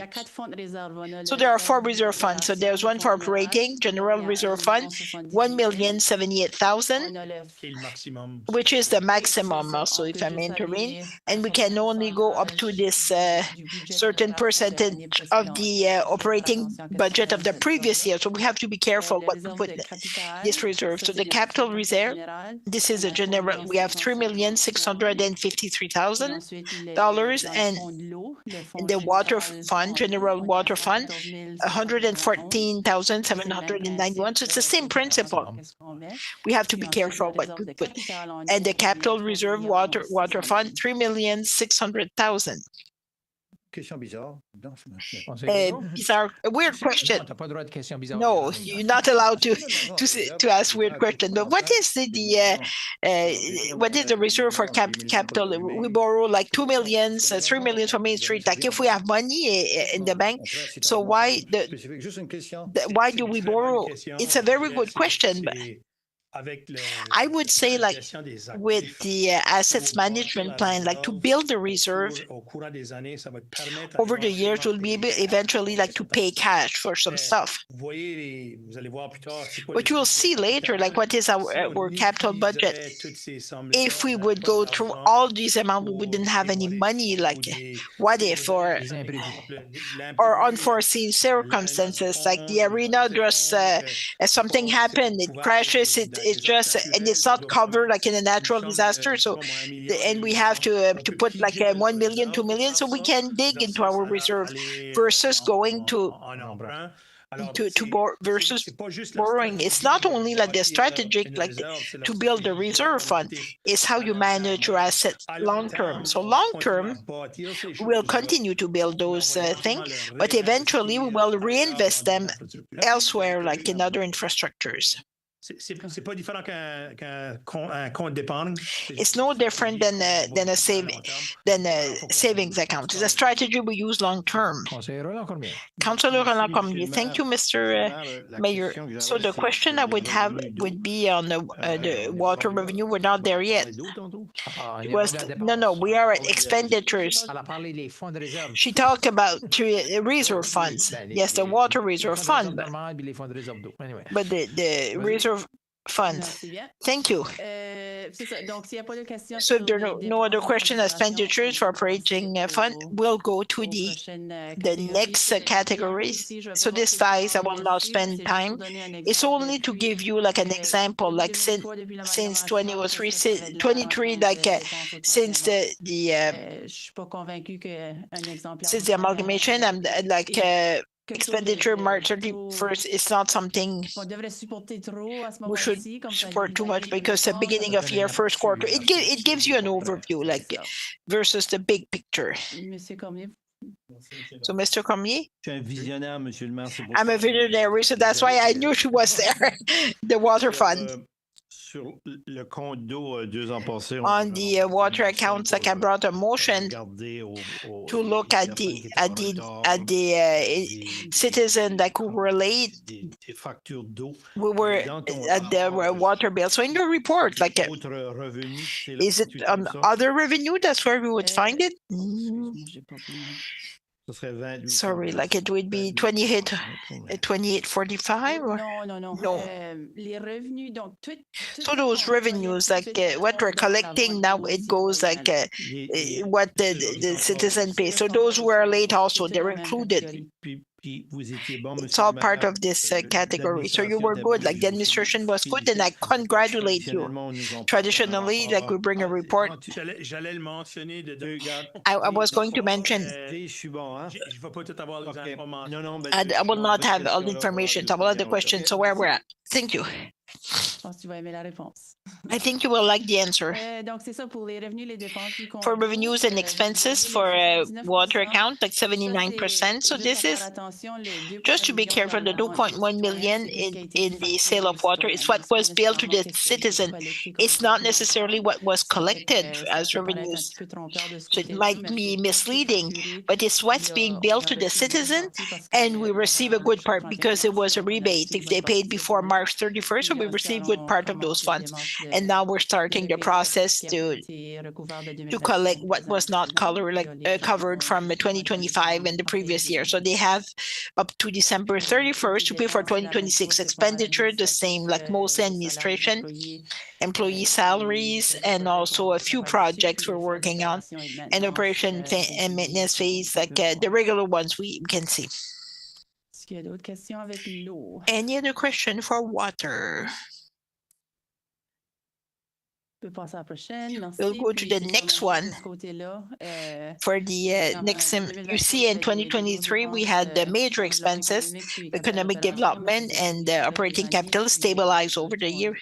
We're following the trends in other categories, but I have nothing concerning there on my behalf. And finally, it's a capital projects. Well, I just wanted to give you a quick overview of what you spent as of today and where we're going. So it's the same table that was presented like during the budget last October. So these are the same projects we're going forward. And the last column on your right, like the borrowing board, all those projects, like it's the one we needed like to borrow money from the board, and I just added the date and if we got the money or not. So if there's a number here, it means we received the money and we're ready. We're starting to receive some invoices. As of we only receive invoices for 2 projects. As you can see, like we're driving into the town, a lot of things are happening. So we should start receiving more invoices for many projects. So also for equipment, we continue continue like to receive prices, and we're getting those invoices as well. So things are progressing well. Beginning of year, so it's not super busy. Councillor Joël Després, thank you. The last meeting, I asked a question for the like the Main Street to South Cove project, like for the cost, 9 million. Was it that project that we were waiting, like maybe 1.5 million? So is it added at 9.7? Not yet. No, not yet. Councillor Paul Boudreau, just from my memory, the Riverside that purchase, land purchase, and another one, Four Seasons. So what are the two, the new Four Seasons, especially Riverside, one of them would be for realignment. Thank you, Mr. CEO. And the other one is for the Four Seasons Park. And the other item, EMLL, like a filtration system close to 5 million. So this one is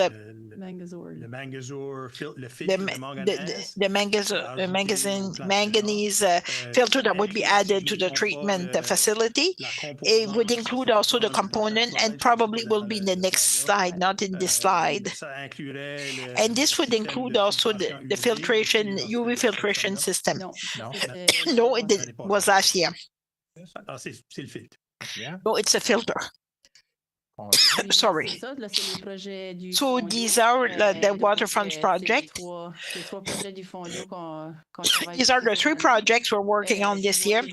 And you can see like Bow Bridge Water Main Extension, KC and Rachel. We did not receive the results from the boring board, but it went through April 13th. So once we get the information, we'll share it with you. It's all for me. Merci, Monsieur le Maire. Councillor Bourque-Chavarri. Thank you, Mr. Mayor. Pour moi, c'est très important, les chiffres, c'est quand même... Numbers are really important because we're accountable to the citizens and the taxpayers, and it's their money. Thank you very much. I know it's only the first 3 months and it's not a big picture, but I appreciate what you're doing. In another 3 months, we'll get another piece, and then so on and so forth. And then we have the whole puzzle. Thank you very much. To our final next report. Our CEO. Thank you, Mr. Mayor. I have a few information to share with the council. Essentially, I will start also like the tourism team had a tourism summit at the multipurpose center. There were about 30 participants and tourism operators. So we presented like a variety.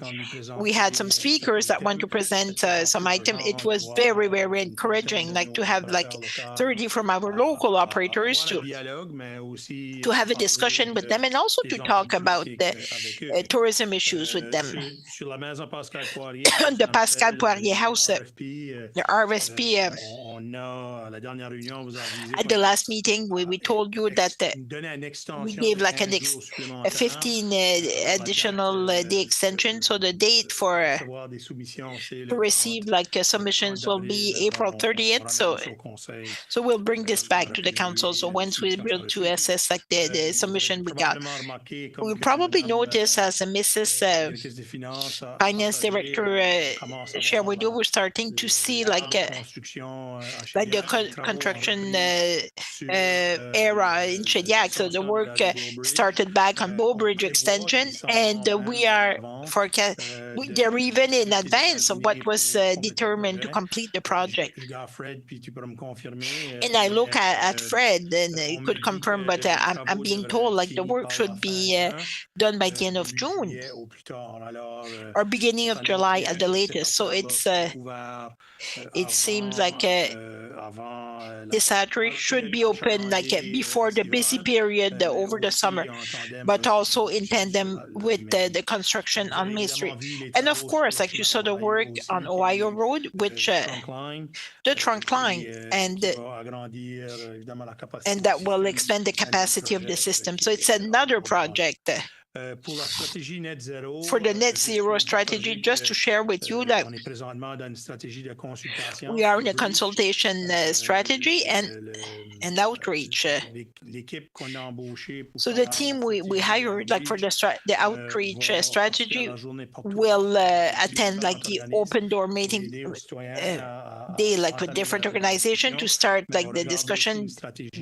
We're looking at the strategy over the summer and over the summer markets, other opportunities to other activities. So we're able to have a dialogue with the resident on the net zero strategy. Good news to announce. More specifically, we got news last week that we submitted a request like for the Environment Trust Fund for a project to update also our climate change adaptation plan. Like for the municipality, we got the news that our project was accepted by the province.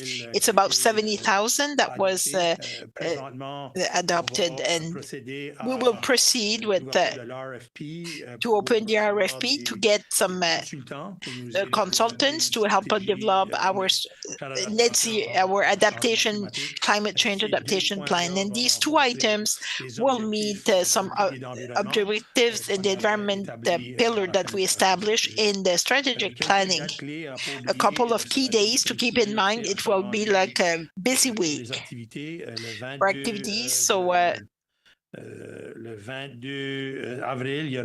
26th, there will be like the volunteer recognition. April 23rd is the Hall of Fame. April 26th is the official grand opening of the fire station Sunday.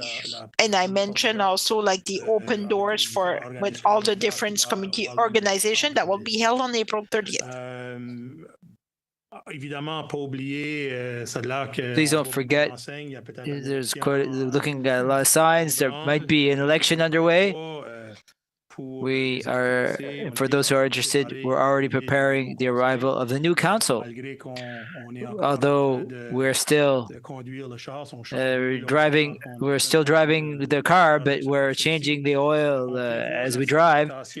We will foresee swearing the new council in May 30th. Swearing in will take place in this council room, but you may notice that this swearing in, there may be some small changes to the council room. There's a difference in size. The table might change a bit. It might shorten out a bit.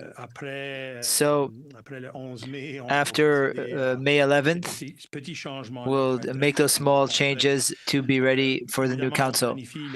Obviously, planning orientation as well for this new council. There are also dates that have been announced for provincial orientation sessions. They will be taking place June 12 and 13 in St. John. So we're planning that the newly elected people can participate at that provincial session for orientation for new council members. And lastly, yes, there is an election. If you want to know who's running, the list is available on Elections New Brunswick website. That's my report, Your Worship. So just to add, just a small FYI, every year RCMP organizes a meeting, you have a coffee with them, you invite the population over. It's tomorrow, just to remind you. And I'd like to mention it to the inhabitants of Shediac. At Tim Hortons 10 and noon, the RCMP inviting you to come over and have a chat with them, discuss what's important to the community, public safety and things like that. I would invite you to go see them. Thank you, Mr. Clerk. Councillor Paul Boudreau, you have questions on the CAO's report. Mr. CAO, congratulations for the Environmental Trust Fund. There was a group that covers Greater Shediac. There's a Pointe-du-Chien group that had undertaken some measures to do a study. Well, have they gone far with their request? I wouldn't want to waste money. I can't speak to their request, but I can tell you that we supported their request. I think we provided them a letter of recommendation or a letter of support to their request. Obviously, the adaptation plan for climate change that was adopted, that was prepared for Pointe-du-Chêne, it's not fully incorporated in the municipal plan. I would say that will help to feed into the plan for the municipality. It will help the council to list out and know what the priority areas are. But there are also other regions like Shediac, Cape, and Scoudouc who are not part of that plan. The RFP, if there was lots of work that's already done for Pointe-du-Chêne, the RFP should reflect that, absolutely. The price of consultants that should reflect a lower cost, I would say. Anyway, listen, our request is up to a certain amount of 70,000. If we grant 50,000, there would only be 50,000. We can't put that money towards the project. Obviously, the consultants who are listening will know what the amount that we've received. It's public. Ultimately, once we have established the budget in our request, we used estimates based on what municipalities have done and how much it cost them. That's what was included in our request. But obviously, when we do the RFP, that's where we'll know the real costs and what they will get. We could set a limit. We're only going to spend up to, say, X amount of dollars that we anticipate perhaps doing that. Say that's our budget. What can you do for that? So we'll assess the quality of the work that is done versus cost. Is there a timetable? Well, the timetable, maybe we're a little late in terms of what we decided on in the strategic planning. I'd say before the end of the year, the objective is for the new plan to be presented to the council to be adopted for all of Shediac. I hope that the new council, if there's an environment committee, that they be involved in the exercise. It would be good for the new to swear the new committee in, the new council in, and that the environment committee would have some contribution to make. Absolutely, be up to the new council to determine the governance structure. Right now, the strategic environment pillar in strategic plan includes climate change adaptation. If I might add, as you prepare a plan, there'll be consultation periods with groups and some outreach for comments. So, next item, nothing under 10, 11, or 12. 13, requests for information from council members. As per usual, I ask in advance. There's Councillor Paul Boudreau, who had sent his questions. Yes, thank you. A month ago, in March, we allocated money for consultants for the sports complex. And last month, what have we done? Actually, well, obviously, there's always the signing of contracts and setting dates. We're starting our first meeting this week to kick off the feasibility study process. The process has been started, as we listed it out. Thank you very much. Secondly, well, earlier we referred to the finance director and yourself to the work that's done or foreseen. 2 weeks ago, I asked if it's possible through Sylvain, there can be some press release to inform us and citizens of timetables for works. So Sylvain, I see your light on. Mr. Clerk is also Director of Communications. Well, we took the same model as during the last period of reconstruction and renovations to Main Street. We're trying to bring people to one place. All of our columns are be on social media or otherwise. We'll go to a web page. The web page will contain all of the construction projects and give as much detail as possible. When there are closures, especially the main South Cove project, well, there are probably going to be there'll probably more communications being sent out on that front. That's what we're really trying to do. that's being developed. The page is created, not yet published. We're working with Fred Duclos' team in terms of operations engineering to gather up all the information, and so that we can inform the population. They widen the cycling path. People are worried. To answer that question, we're also preparing an answer. We're working closely with them to explain people the reasons why that is happening and why it was done like that. Thank you very much. I came up, I spoke with the Director of Public Works and Mayor. Riverside Drive, I know that people, a lot of streets needs a little bit of love and work. It's really in hard shape, that street. So I'm not sure if the calculation been made. I really believe in mill and grind, I think it's called, instead of patching and doing speed bumps. Not, mill and grind, you're an engineer. To do that work with an estimate instead of patching on that section. As I understood, I've gone a couple of times. Oh, it's really looking bad. Fred or Eve, maybe that the director can add some stuff. We do have a project, over several years on Riverside. We're seeking to do a study on the whole road to see how we can tackle that whole street as a project. I would add that would include in our study, we already done an analysis for the off-ramps on the highway. We already did studies for that as well. We're in the process of looking at how we can settle the problem of the Riverside by phase, but also develop those phases. I'm not sure if the director has something else to say. That's exactly what I was going to say. So we're in the process of developing something to present to you. It won't be to this council that will be presented. It will be to the new council.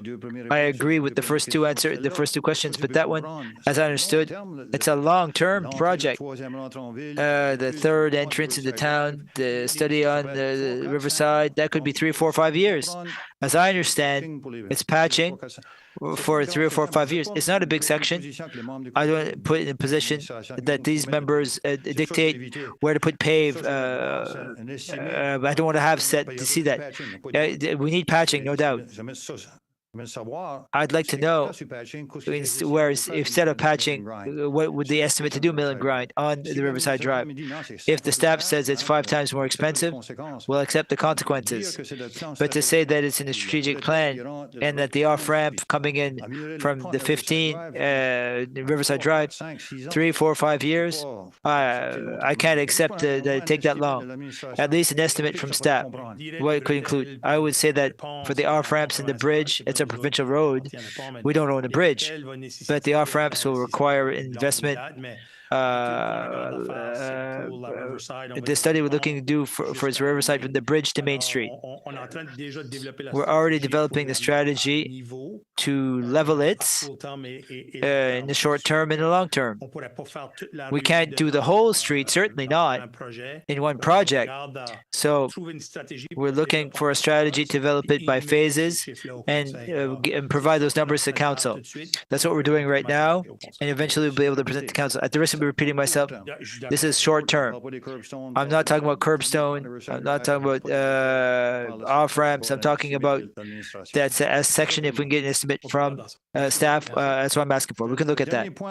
The last point is just a comment. I know that is the meeting before the last election, last meeting, everybody will say things. Tonight, I'd like to thank my colleagues. We've been 5 years together. I'd like to thank those who are running again, Madame Sylvie and Mr. Mayor, the last 5 years with them. I'd like to wish good luck to everyone running for the next election in all of the wards. I'd like to congratulate John. Sure. The only one with no pictures in town, I see that. Puis je remercie aussi sincèrement l'équipe administrative. I'd also like to thank staff. In the past 5 years, you've done a lot. Strategic plans, you refer to them, Yves. If there are others who want to do the same thing as me, thanks for the last 5 years. We've done lots of things together, and best of luck to everyone. That's all. Thank you, Councillor Boudreau. You won't repeat the same thing in 2 weeks? No? Monsieur Conseiller Emile O'Brien. Councillor Emile O'Brien, thank you, Your Worship. He sent me his questions. Thank you, Your Worship. The directors of Maison Providence did a presentation about construction incentives. Then we had a discussion, and the request was tabled. I just would like an update. Where are we at with the Province House? We had a meeting with the group today. We'll come back to you in a few weeks, but before next meeting. Is it related to the incentives? We'll come back to council. That's fine. Okay. We'll come back with an answer. Thank you. I see that there are councillors who have hit the button. I always ask you to send them in advance, then they can send them along. It makes it easier for staff. Councillor Renard Cormier, thank you, Your Worship. I'm sorry. Maybe I didn't send it to you, but I had a discussion with the clerk, so I apologize. I got bypassed. If I don't, go ahead.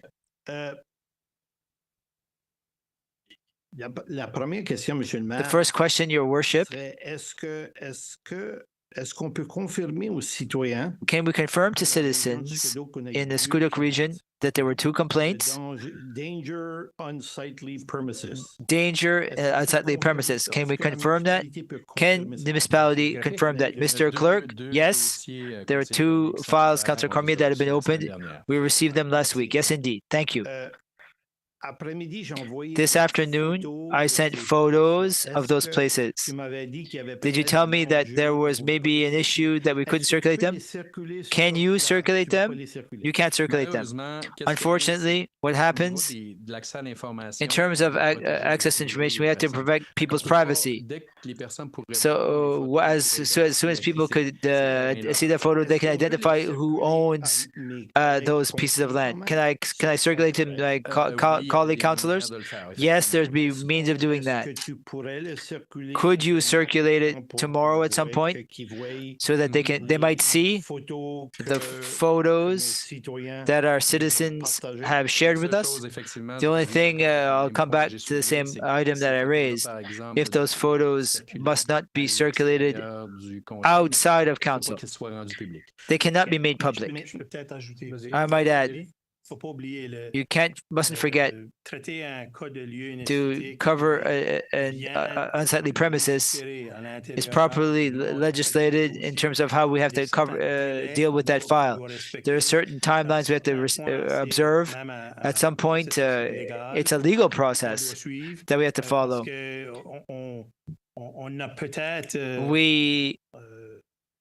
It's odd to say, but even just sending an inspector to the site, now we need to provide notice. The notice has to say that he'll be entering the site before such a date to do their investigation.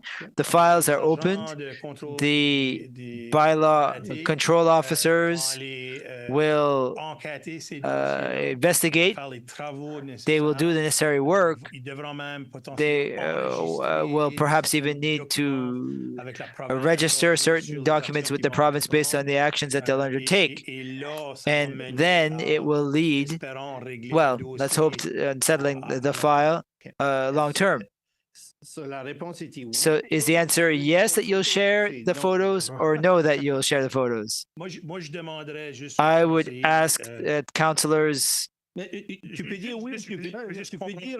can say yes or no. I just want to know. He just wants to know about sharing. I want to share them with my colleagues so they can see the current situation in terms of those two properties. I want them to see the photo and say it's not a problem. Oh, and they say holy mackerel, it's a problem. That's all. I understand that. That's all I want. I would say that there'll be a moment in the process where they will be shared. We're just going to assume that the maintenance during the process that the owner does not proceed to improvements, the municipality has the power to clean the site. At that point, the photos would be shared with the many other documents to allow the council to make a decision in terms of settling compliance. So you're confirming that there are two properties in the Squiduk region that you'll be following up on, that we're starting the process on, and that it will be completed. My question is, if those properties, if one property like that were to be on Main Street, Chediac, would it be treated the same way, or would it be treated differently? The same way. It's exactly the same process. If I might add, we may have had two items raised, but I think that we have more than two files open right now in the region. Over the past few weeks, I'll let Councillor Després want to speak for him. There are things going on. There are many citizens here last night from Squiduk, and I'm happy to see them, to share your issues, your concerns. We try to settle issues when we're aware. I knew there was a problem, but you need an official complaint and.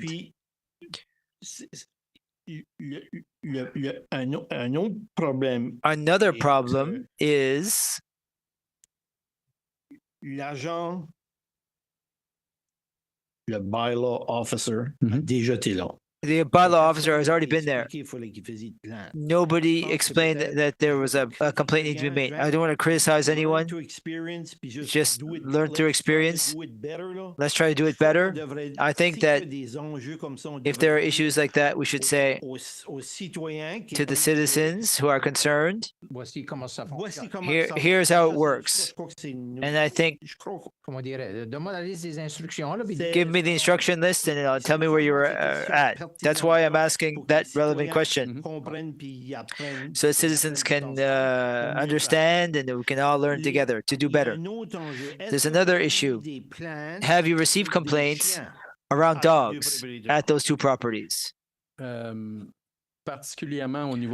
terms of the addresses, I can't confirm, Councillor Cormier, but I know that we receive complaints. There are similar locations in terms of addresses, but I'm not 100% sure. Might I suggest, as councillor, that those two addresses have, as councillor, to the clerk, that there are dog-related issues at those two locations. I learned, because I went to go see, there are 3 pit bulls in one, and there are 5 in the other. Hold on a moment, I don't want to make a mistake. There are 2 pups, 2 big ones, and not 2 small ones, 2 pups, 2 big ones, and the descriptions give me a little more specificity. There are 2 files open. I found my notes around Squiduk. 2 dogs, 1 yellow one, 2 little ones. They don't have a collar. And I can confirm, Your Worship, that in one of those locations, in February 2026, our bylaw officer, under contract, tried to catch the dogs. And the dogs were smarter than the bylaw officer. I'm fine with that, but where I'm disappointed that he didn't go the next day to try to catch the same dog, and the day after. That's not good service provided to our citizens.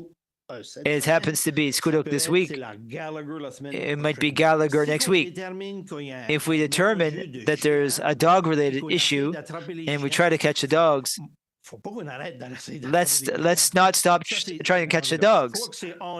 I think that one's on us, on the organization. I didn't know that somebody had tried to catch dogs there. I would have raised it earlier. We know it. Puis, je Uh, conseiller des- je veux pas I don't want to speak for Councillor Je Desprez. présume qu'il va dire la même chose. I'm presuming he'll say the same thing. When we don't know, you can't try to settle the program. Je suis entièrement d'accord avec Oh, vous. I am entirely agreeing with you. Monsieur le maire, Mr. Worship, Your Worship, confirmez can you qu'on va confirm suivre les deux that we'll be dossiers following up on de- those des two files dangerous, of unsightly dangerous and premises? unsightly premises? Puis Yes? peux-tu m'assurer And can qu'on you va regarder assure la situation me des that we'll trois look into the chiens situation of et these cinq three chiens à l'autre place? dogs in one spot and 5 dogs, or the little yellow one or the other one? It's a big yellow one. It's not a small yellow one. Yes, Councillor Cormier, I can tell you that interventions have happened lately. They haven't caught him yet, but we have to follow the processes. Yes, we already intervened and we will continue. Even with food in his hand, the dog was too smart. I don't know the ins and outs. The citizens can confirm this because they saw it. Puis aux citoyens qui essaient And to the d'avoir- citizens who are here tonight from Skoduk, J'espère si vous avez I hope that if you have any other issues pour ces situations-là, for that type of a situation, don't be shy, call Soit à travers votre conseiller. either through your counselor or directly. mais ça serait intéressant que le conseiller au It courant, would parce que be des fois, good ça for the council to be aware. va mieux. Sometimes it goes a bit better. You can even make 2 calls. Merci, monsieur le maire. Thank you, Your Worship. Juste Thank pour you. votre information, Just for your information, Councillor Cormier, En termes de le processus pour in terms of the process les propriétés insalubres. for unsightly premises, Le mot français. Dangereux. Inesthétique. Damn, j'étais proche. unsightly premises, I was close in Dans French. le passé, In the ça past, fait un bon petit bout. it's been a while, mind you, this is just by memory. The process Des lieux inesthétiques for unsightly premises, qu'une municipalité peut faire avec succès. it's something that municipality can do successfully. It's not a short period of time often, Je me rappelle, il y avait une but I do remember there was a house here on LeBlanc in winter around there. La maison était abandonnée. It was an abandoned home, etc. Éventuellement, la municipalité And eventually, the municipality was able to take it up, and Au moins, on donne at least l'espérance aux we give citoyens some de hope Skoduk to the citizens of somebody's Skoduk on it, that somebody's on it. find a solution, and we're going to fix the problem. We'll find a solution and fix it. Right now, the perception is that nobody was On listening. est dans les étapes So now légales où we're in the legal formal steps. ça va, moi, je sais que ça va pas se régler dans 2 semaines. I know that it won't get settled in 2 weeks. That's where I was heading. But you start up. I want to stipulate, Councilor Cormier, it's a process that does require you have to work with the province. You have to provide notice. Notice is at least usually a minimum of 2 weeks. In a situation like that, this is a 4 to 6 month project before you settle everything to get the full authorizations to do everything. It does take a bit more time than saying 2 weeks. Merci pour les précisions. Thank you for the stipulation. And if I might add as well, in such situations, we always try to work with the landowner to try to find solutions, well, potential solutions. We don't always want to show up like a strong man, but we do show up strong. We will go strong based on the regulations, on the rules behind us, on existing laws, and based on the deadlines that are in there. Most of the time, there are owners that are not aware that it's an unsightly or dangerous premises. We do our best to educate them, to try to inform them. We always try to work, first of all, with the owner. Sometimes you give them the benefit of the doubt, but after a while, you turn up the heat to proceed if we don't see that collaboration from the owner. Thanks for stipulating for the details. Councillor Janice Cormier, you hit the button first. Councillor Joël Després. Thank you, Janice. Thank you, Your Worship. I won't repeat what Roland said. One of my questions was the timeline. So you've set it to 6 months. I can understand it can vary. At least it's good to know that something can be done. Before, with the government, it was nearly impossible. I can tell you, answer that, but formerly, before the reform, it was a provincial unit that covered the former LSD regions, and the unit could maybe do 2 to 3 cases in the whole province per year, not just in the zone. Now, now that the bylaw is in effect for the territory of Greater Shediac, we can act more quickly and we can deal with more cases more quickly. We've had the bylaw in effect for 1 year for the territory that allows us to act more quickly. And specifically in that region. Very pleased to see that. Based on your experience, what's the timeline that you would, it depends how severe it is. Listen, I've seen timelines, sometimes the owner says, yeah, sure, bring somebody in, it's done. It can be 2 weeks, 3 weeks, but I've seen some that dragged on longer. Ultimately, we want to try to work with the owner, as we say.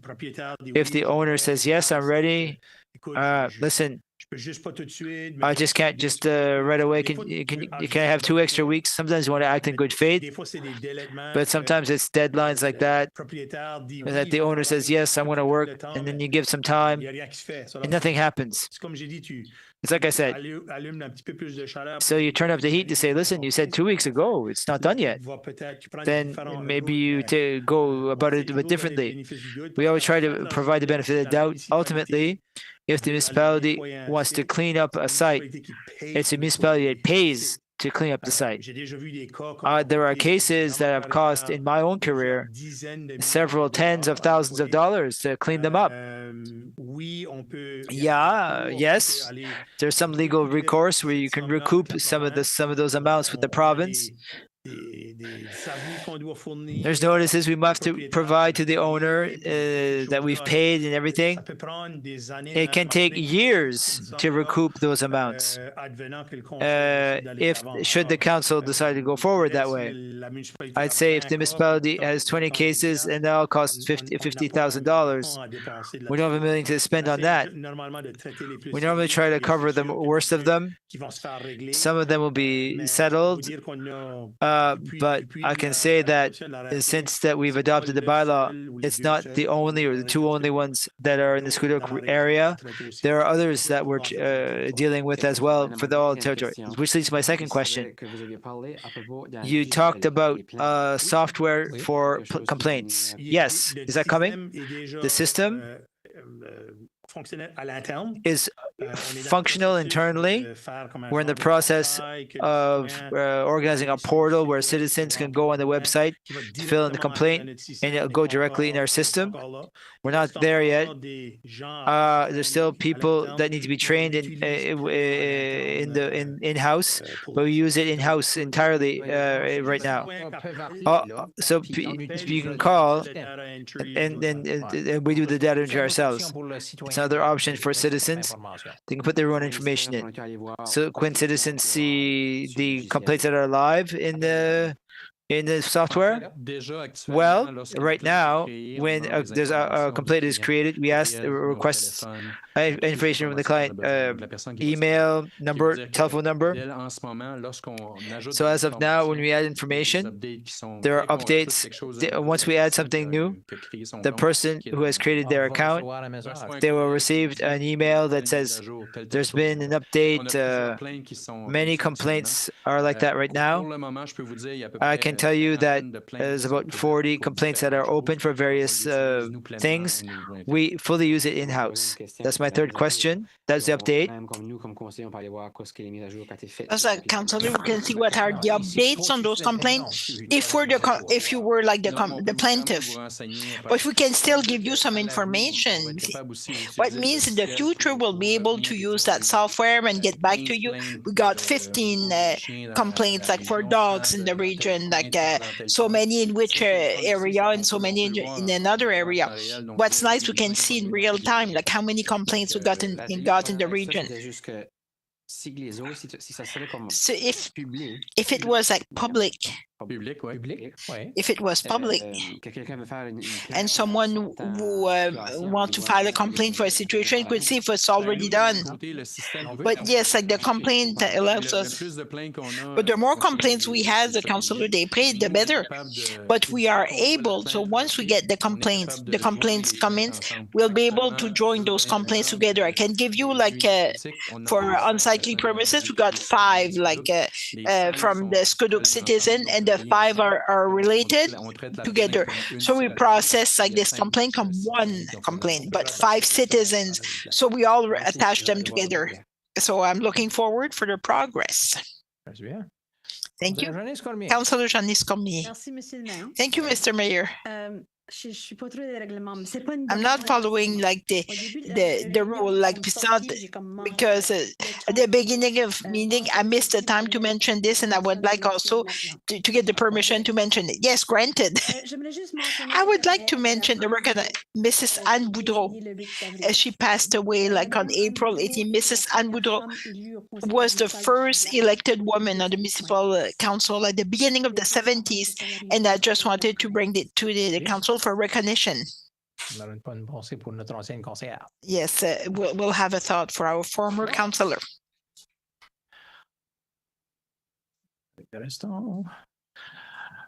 Prochain. It's reading of the bylaws. So third reading for the rezoning request. Oui, pour 66Z.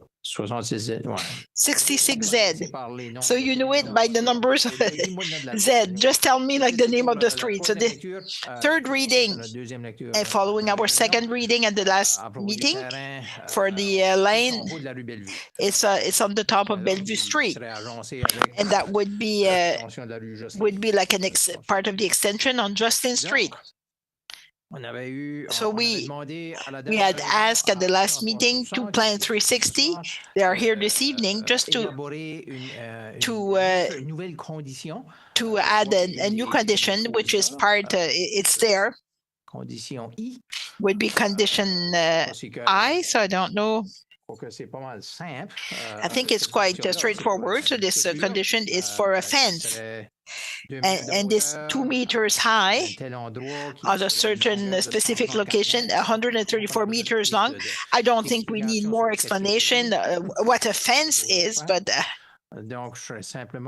I would need simply someone to make the motion to read. Mr. Clerk, no? Yes. This is Deputy Mayor. Thank you, Mr. Mayor. Bylaw Z-1444 666Z. Be it resolved that the bylaw Z-14-44-66Z, a bylaw amending the Town of Shediac zoning bylaw, be read a third time by its title and its entirely. Proposé par la maire by Sylvie Colette Boudreau, seconded by quelqu'un, conseiller Jean-Claude Bertin. Monsieur Jean-Claude Bertin. Permet des questions.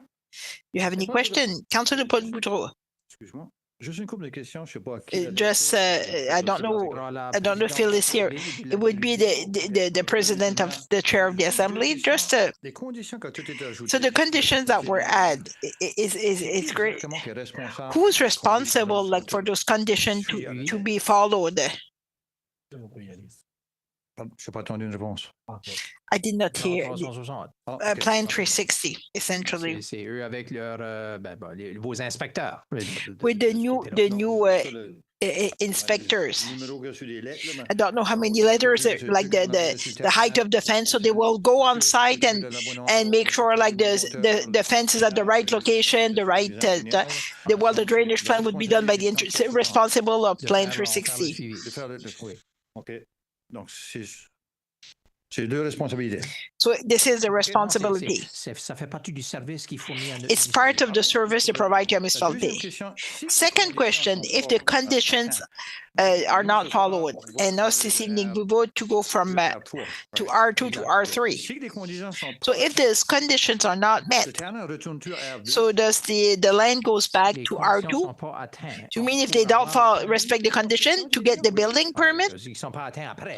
If they're not reach out, it would be like a non-compliance. The answer is no.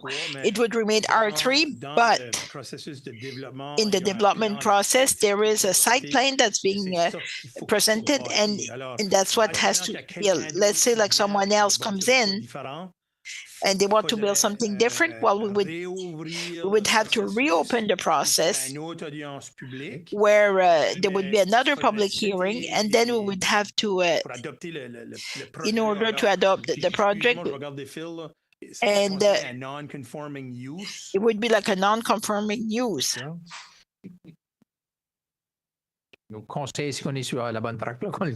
Just to make sure we're on the right track. A lot of those conditions, these are prerequisites. So before we issue a building permit, and usually they have to maintain this. So in the example, like they cannot, if they cannot meet the prerequisite before we cannot issue like a building permit for this project. So if it does not work, we cannot check like the box, and we cannot give him his permits, and it would remain R3. So my concern, like in 1 year, 2 years, 10 years from now, like the R3 and the restrictions are not as strict, and we have a 6-story building apartment on this thing. So is it documented? Like, so that's where this comment. So the rezone is adopted according to the project presented. If the scope of the project changes and does not meet the requirement, so they would have to do another legislative process with the council for the project. So if we're not there, if the administration, different people documented, well, Mr. Robichaud, would that be okay by interpreting this as that this project that's being proposed, if it's adopted by the council, is the first condition?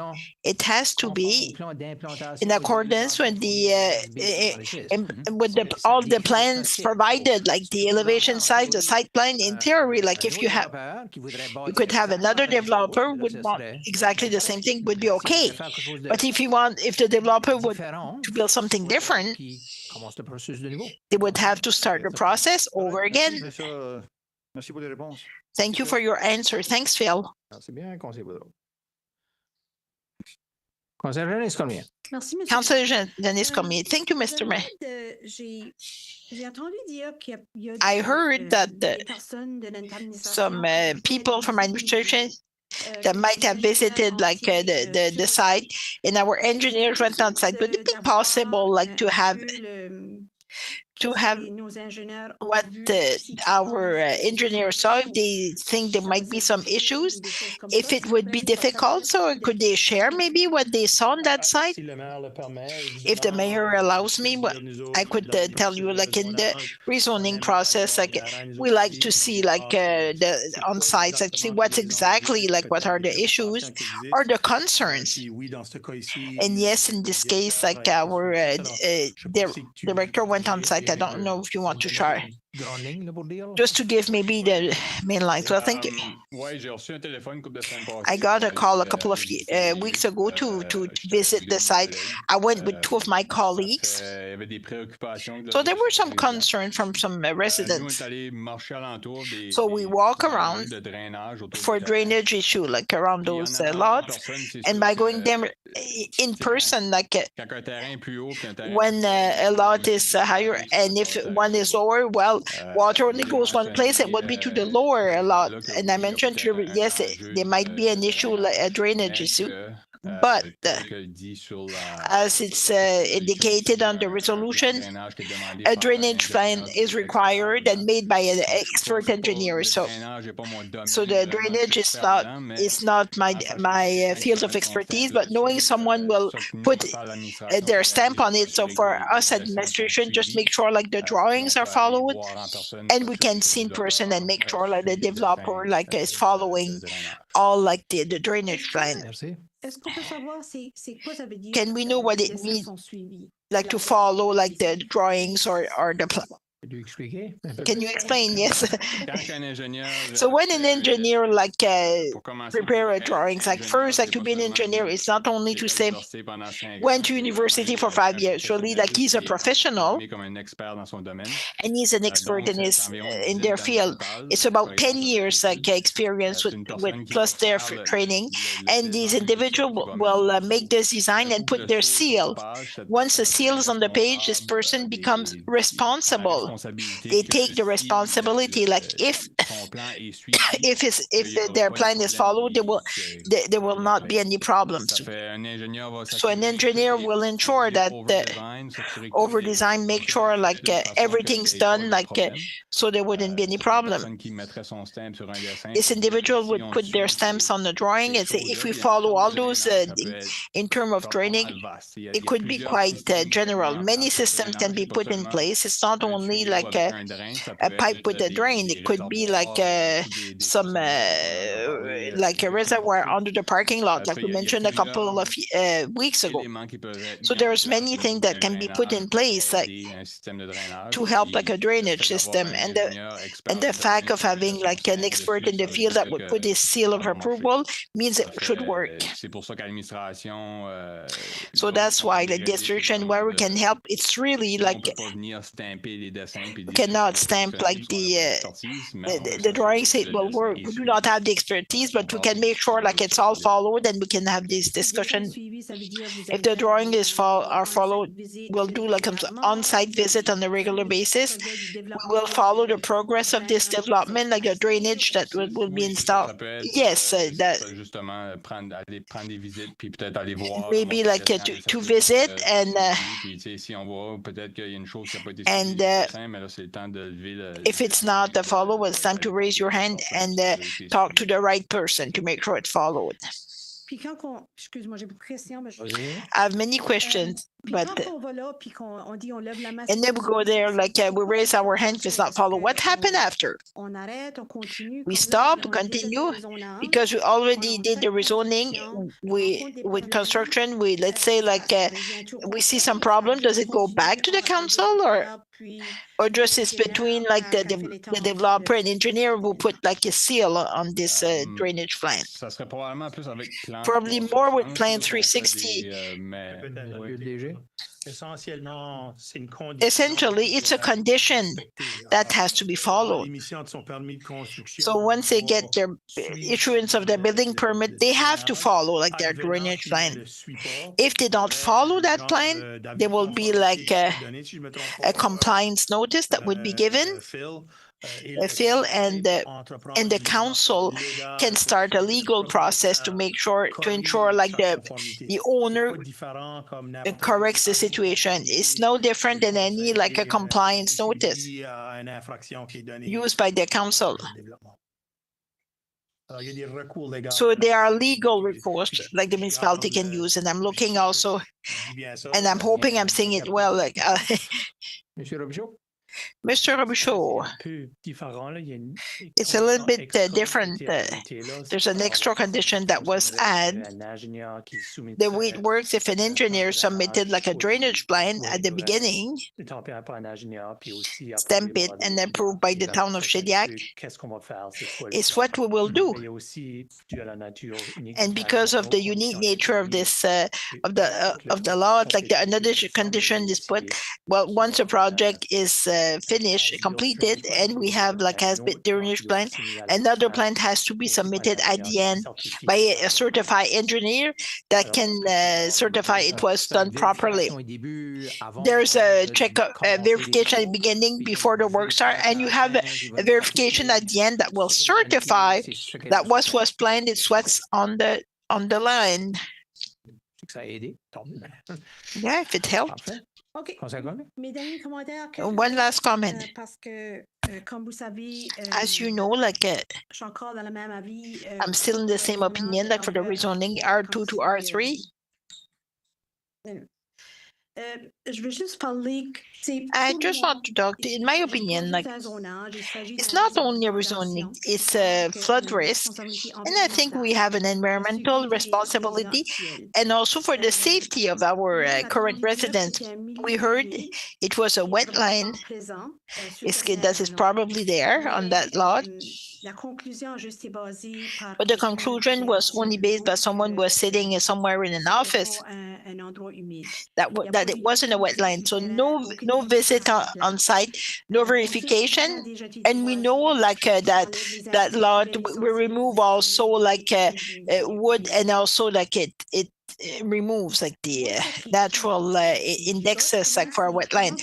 What's bothering me, how can we establish like the size of that wetland and to know also if it's not connected to other water system without even if they don't even go on site. And we're saying because it's under 1 hectare, like a wetland, they don't need like a permit from the province of New Brunswick. But no permit doesn't mean there's no risk. And also, what happens like when we go forward with those projects without enough precaution, like we lived in Shediac, we had some flood on Sebastian Street. And personally, like my street corner, like when there are some nursing home was built on Pascal Poirier, like without sufficient drainage plant in our area, we had some experience on flooding, and we had to live with this like a few years before the town did some made some arrangement like that. The owner did nothing, and it cost like $17,000 to the town that should have been paid by the developer. That did not do the development properly. We're talking of having 4 multi-residential unit in a higher, and on the lot that is higher than the neighbor's house, it's more like watertight surfaces and more pressure on the drainage system that was not clearly showed. We're asking like to trust a net zero drainage approach, but we cannot see like the approved engineering plan before it's actually done. So I'm asking the council like to slow down the process, not approve like the rezoning until like wetland delimitation is done by a qualified biologist, and that a detailed drainage plan is showed by engineer and either like an engineer that can explain how it works, and that the impact on neighboring property are clearly understood. I think we're approving a rezoning without those information is to put the cart in front of horses, before horses. Our citizens deserve transparency. We deserve a strict analysis, and the citizen deserve to trust like the decision here protect like the community and their areas and put no one at risk. Thank you.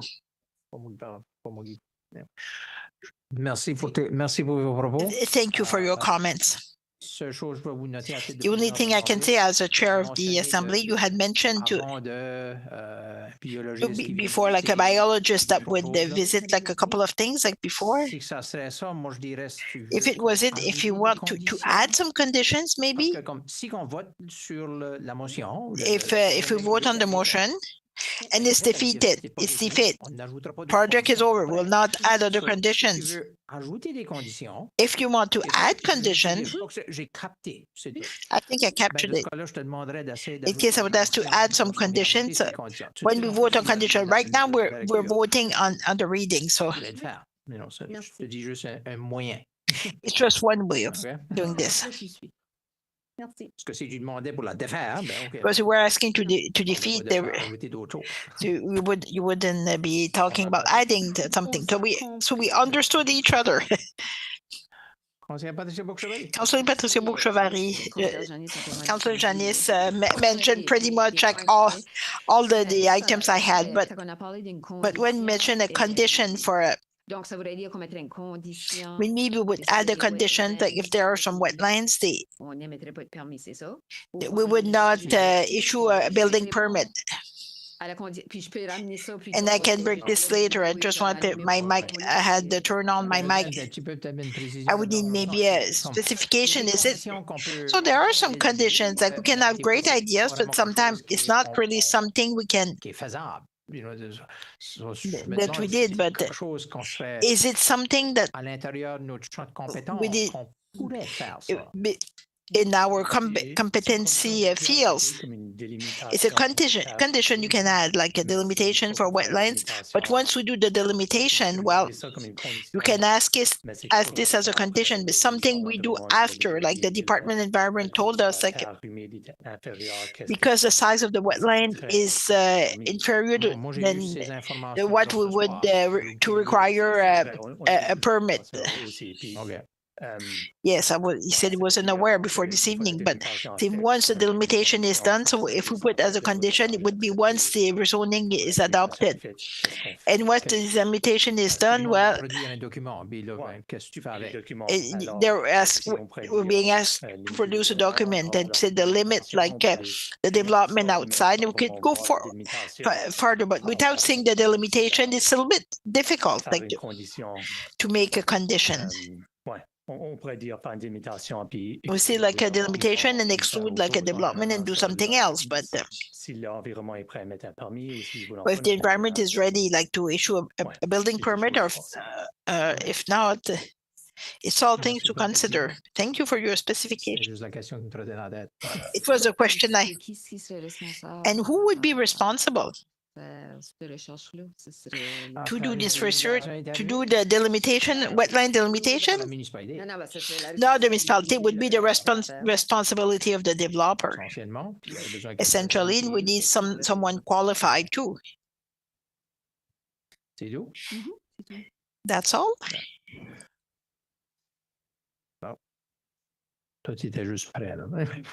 He said you were just ready. Mrs. Deputy Mayor, can I add something? I just wanted to add something. I heard like what Councillor Cormier said and Councillor Chevary said. Not to play the devil's advocate, but just to my analysis. I'm not taking my decision lightly, but if I look what's already allowed on this lot, if we leave it R2, something will be built there. We have no control what will be built there.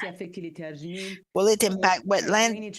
A drainage plan, well, is required on all like a construction, new in Chediac, but I accept this, but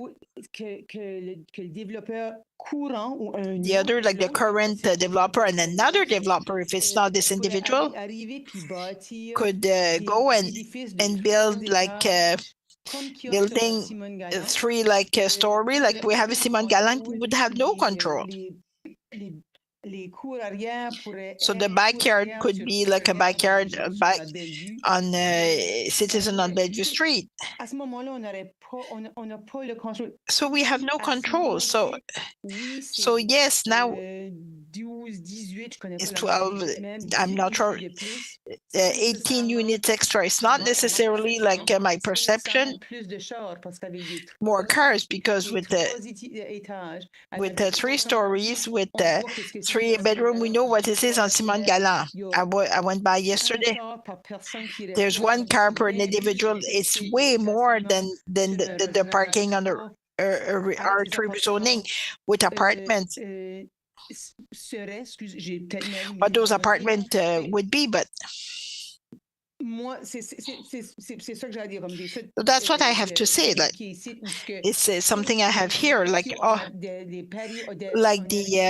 decks at the back of those buildings, also apartment buildings on the R3 zoning.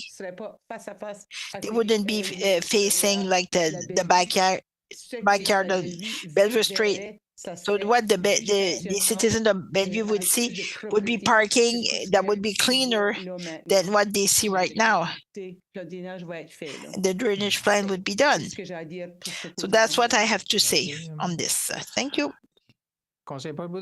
Councillor Paul Boudreau. So just a clarification asking to Janice. So the condition, you have to asking to the chair. So the condition we're looking for, like is drainage and the water on the lot. Let's say like you mentioned if it's a wetland or lawn. So is it what seems to stop the process? It's what Councilor Cormier mentioned, but that's where we would add something else. So if they establish it's not a wetland, it would go forward automatically. It's like we can establish is there wetland or not with someone who is able and qualified to do so, but other than know the information, so they're restricted to, they have to do something. So what can you do? You will produce a document that will give you the information and that will stay there. So that was the question. What is the next action? You could say like the development had to be elsewhere, like where than the wetland, but there are some provincial regulations on this one too, on the what type of wetlands you can develop and which one you cannot. So in the engineering process, so when they prepare the drainage plan, so they will not do like what's a wetland and not a wetland, like how I'm not an engineer myself, but isn't it part of their study of what they will do, like for drainage plans? I'm not sure, like, and of course, like, if it's not on the list, on the provincial list, we will not change the delimitation. It will be the province, but dictates if it's a wetland or not. But the conditions that are added or asked to be added to the result is to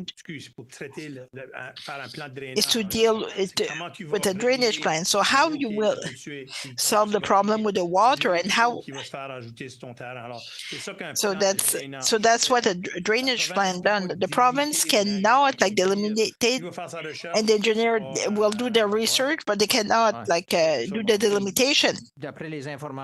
And according to the information, sorry, I'm not sure we did. I apologize. We did not do the research. It's out of our. It's not. We don't have the authority to do so. It's an email I received from the province of New Brunswick. There's no wetland, and it's someone also we did from the information they have available. It's not something we came on site, but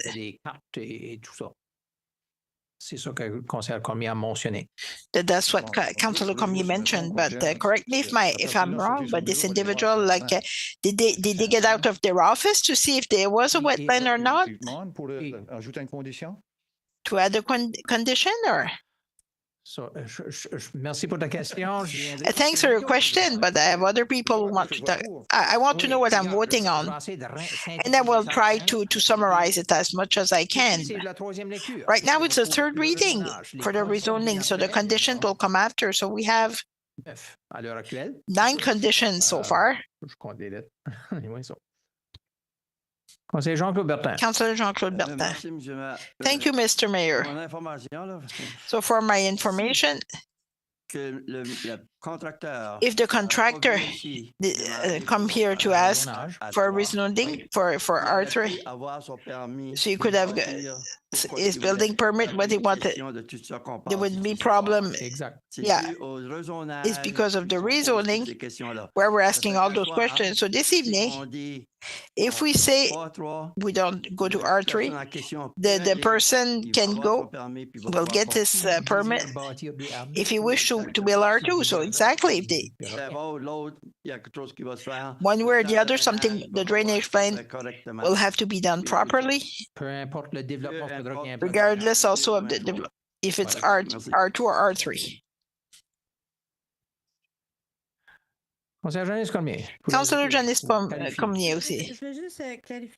I just wanted to clarify, like Councillor Boudreau mentioned that, yes, if it stays R2, it will still, the developer can still build something, but still, we need to issue a permit, and there's a responsibility, like from Plan 360, to ensure that it's well followed. It's not only just let it go like R2, like it has to follow like the zoning bylaw for the R2 zones, zoning and the regulation. And it might be less than what we have in our conditions. Thank you. All right. Councillor Patricia Book-Chevalier. Councilor Patricia Book-Chevalier, thank you. So, I will comment on Councilor Cormier's comment. The drainage plan that will be provided as R2 does not to be certified. They don't come to council, so we can't require that they do a drainage plan. As Mr. Robichaud said, we go in further than the zoning bylaw sets out on a daily basis. They need to provide a drainage plan, but we want to them an as-built plan. What was truly installed that needs to be checked. This is part of our conditions for R3. But it's not part of the standard for R2. So if a developer wants to do R2 there, they're not coming for council and they require anything. And it'd only be dealing with Plan 360 and we need to follow the Shediac zoning bylaw for R2. But which includes a drainage plan. Yes. Phil is saying yes. He's just not certified or it's not as built. It's a provide at the end because it's not a requirement. As built, you mean it's marked 8 inches and it's indeed 8 inches. And once everything is done, it's into 6. We can't do anything. We'll never know it. No one would go to inspect it unless there's some flooding problems. As we said, obviously it's not our job. We want to make sure that development is done properly within the municipality. So there's a development that there's a drainage plan that's approved by the province. We're going to do our best to make sure that the developer does what they said they would do. Well, we'll maybe go check the putting in the pipe tape. I'm looking at the plan. You're not supposed to put that. Then we have to take up measures to correct. So we do that, not necessarily, no. No, it's not really as part of our mandate to do it. Nothing forces us to do it. But I can tell you that in practice, we do try. We could do it, but it's not in the way that we operate. It's not something that we do. It's not our responsibility. Yes, but it's not something that the engineering department, it does not do this. We do some above and beyond here because we want to make sure that the desires are taken into account. We're not inspectors. For the same development in another place, they wouldn't have that. So for the as-built, the engineer, he will certify that it was built properly. He's mandated to follow it. To say that it's 8 inches, it's a guarantee that it's being done. Okay. After the fact guarantee. After the fact guarantee. I said that properly. I'm looking at the engineers, and they're saying yes. Great. Councilor Ronald Cormier, thank you, Your Worship. The objective of the condition of the as-built condition and have it certified by an engineer, it was to make sure that the design the design for the drainage plan would be properly done, would be observed, and if there's any issue later, somebody has certified. It's like a lawyer who certifies that there's a title and there's no title. Well, the lawyer is in a hard time. It's their responsibility, financially included. Absolutely. The goal of the condition is to make sure that residents' complaints, the concerns of residents, well, I won't say everything. I don't know what you'll decide, but it's to make sure that if there is development that happens there, that is done properly. over and beyond It's over and beyond what should be done because we put in those 8 or 9 conditions. Some of the conditions are pretty standard, but we did add some to meet the concerns. I'm calling it a fence, but we call this a fence in Squidhook. So there's a motion on the table for the first of 2 motions to adopt the third reading of the bylaw. We had divided votes the last time. I will ask people to raise their hand. All those in favor of adopting the third reading, raise your hand. 1, 2, 3, 4, 5, 6, 7, 8. All those against? 1, 2, 3, 4. Motion carried. Mr. Clerk, I have to find bylaw number Z-14-44-66Z, a bylaw amending zoning bylaw of the town of Shediac. The council of the town of Shediac, under the authority vested in it by Community Planning Act, makes as follows.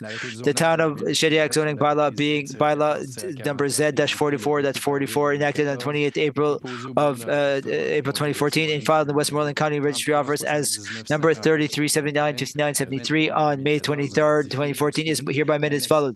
Schedule A, entitled Town of Shediac Zoning Map, whenever it is mentioned in the text of the zoning map, is amended by the map hereto attached as Schedule A66. Madam Deputy Mayor. Be it resolved that we accept the third reading of bylaw Z-14-44-66Z by its title and its entirety. I so move, Your Worship. Moved by Deputy Mayor Sylvie, seconded by Councillor Jean-Claude Bertin. Question? I think we've probably gone through all the questions before. All those in favor, raise your right hand. 1, 2, 3, 4, 5, 6, 7, 8. All those against? 1, 2, 3, 4. Motion carried. Thank you. So, Madam Deputy Mayor, for the conditions. Whereas Shediac Town, sorry, I'm just going to click it again. It disappears on me. Whereas Shediac Town Council accepted the request made by Donald LeBlanc, BDL Quality Homes, to rezone the properties bearing PID numbers 010724446 and 703-23068 in the city of Shediac from medium density residential R2 to high density residential R3 to allow 4 multi-unit dwellings, 12 units, 10, the third of 10 units, and a fourth of 24 units. Be it resolved that the following conditions apply to bylaw Z-14-44-66Z. 66Z. Notwithstanding all other provisions to the contrary, the lands, buildings, and structures on the above-mentioned property are subject to the following terms and conditions. A, that the development be in general conformity with the site plan and elevations provided in Schedule B66.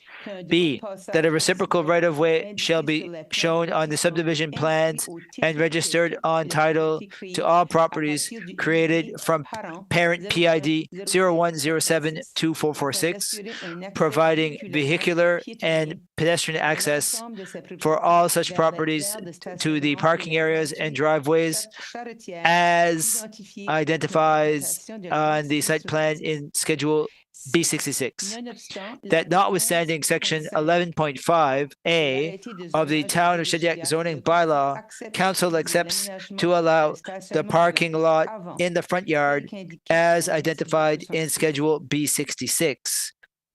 D, that notwithstanding section 11.2.1C of the town of Shediac zoning bylaw, council accepts to allow the width of the lot to 12 meters for lot 1000 as identified in as identified in the Schedule B66. E, that pending the adoption of a development charge bylaw by the town of Shediac applicable to the subject property or properties, the owner or owners shall enter into an agreement with the town of Shediac. Such agreement shall provide for the payment of a fee to the town in recognition of and for the benefit derived from the newly constructed extension of Brobridge Street. Upon adoption of a development charge bylaw applicable to the subject property or properties, the provisions of such a bylaw shall apply. F, that the street be constructed before a building or development permit is issued for a multi-unit building. G, that as built drainage plan for engineering submissions shall be submitted prior to closing the building permit file. H, that the fire chief approve the plan prior to the issuance of a development permit and that the location of the fire hydrant be identified to the satisfaction of the fire chief. Last, I, that a 2-meter tall opaque fence constructed of wood or similar durable materials shall be installed and maintained on lot 1000 on Schedule B66 along the portion of the eastern property line containing driveways and parking areas for a distance of 134 meters.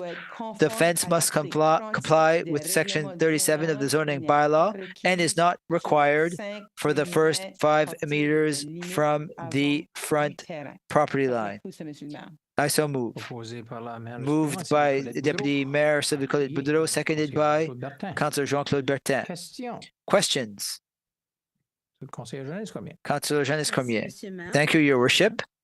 You're welcome. Is this the moment where I make a request to make an amendment, an addition to be added or removed? I'd like to propose an amendment to add that the developer make sure that it's not a wetland and that it be confirmed that it not be a wetland that we are building on. That it be, I'm just trying to write the basics here, that the developer make sure that the lot, pardon? I'll let Mr. Clerk write it out. That the developer ensure that the development is built, that ensure that the property shall not be built on a wetland. Yes?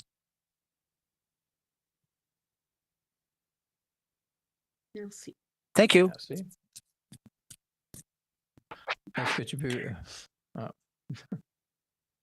Mr. Robichaud. Writing conditions very quickly. As see if it meets what you're looking to do here. That the limitation of wetland be done and be revised by the Department of Environment and Local Governance should it be found that wetland that approval of from that ministry be I'm sure the first right that the limitation be done. So that's a study.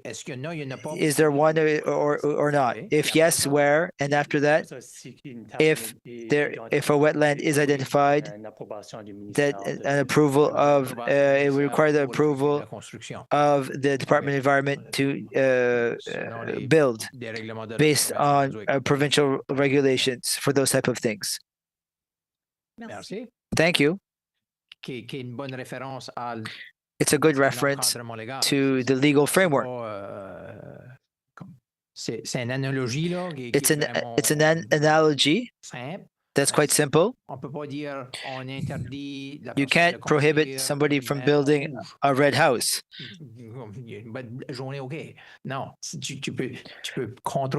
You can control construction, but not a small detail like that. It would be unreasonable. I thank Mr. Robichaud. nous donner un framework. for providing a reasonable framework. That's what they're there for. Inaudible. It takes a seconder. At least you've understood. Is there, would somebody like to second the amendment? Councillor Joël Després seconds the amendment. So right now, we're only voting in the amendment to add it to conditions as part of the main motion. If we vote for it, we will add a condition. If we vote against, we won't be adding a condition, and we're satisfied with the 9 existing conditions. It's simple. Everyone understands? I will ask to raise your hands nonetheless. All those in favor to add, in favor of the amendment to add the condition, please raise your hand. 1, 2, 3, 4, 5, 6, 7, 8, 9, 10. Everyone's in favor. All those against? Motion carried.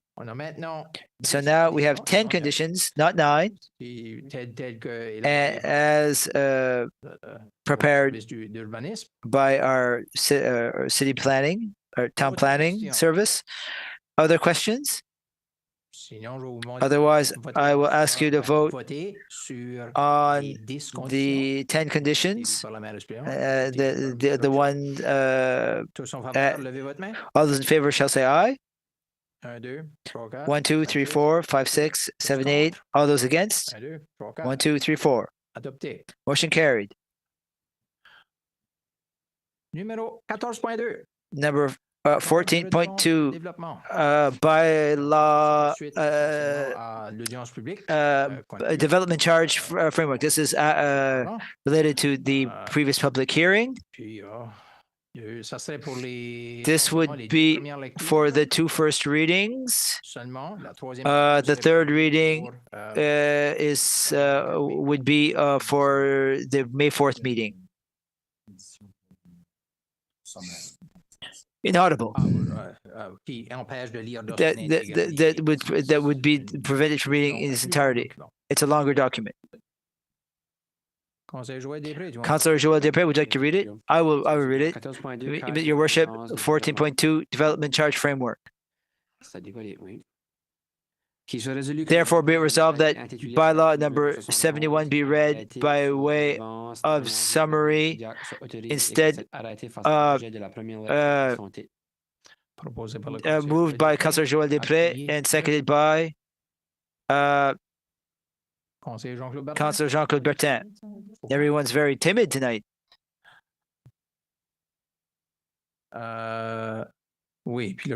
Yes, and now I need to take questions. Questions. Councillor Paul Boudreau. Give me a second. Okay. Yeah. Yeah. It was a whole other button. Given the decisions that we had just now, I'm not sure it's the right time to ask this question or go further with this exercise. I don't like the word table. I don't like tabling. We spoke of modifying it. Harry raised some good points. It's just to sharpen the pencil. I think it's a good, very respectful discussion just now. There are worries around R02, R1, Zone 1, Zone 2. I know Jonathan does some good work around the map, but I'm not sure it's only my feeling or the others. If we continue with this procedure, when can we, up until the 3rd reading? I wouldn't want to waste staff's time or our time. There seems to be some concerns around the table in terms of who's paying for what for this development. I'm not sure if I'm reflecting council's feeling or not. We can go forward, but I'm thinking about tweaking. The tweaking could happen between both readings today and the 3rd reading in 2 weeks. It could happen. Absolutely, Mr. Seo, as his worship answered, it was at that moment that we can do those changes. But it would to understand what changes you want to make, because the recommendation of staff was provided. Council has final decision-making power.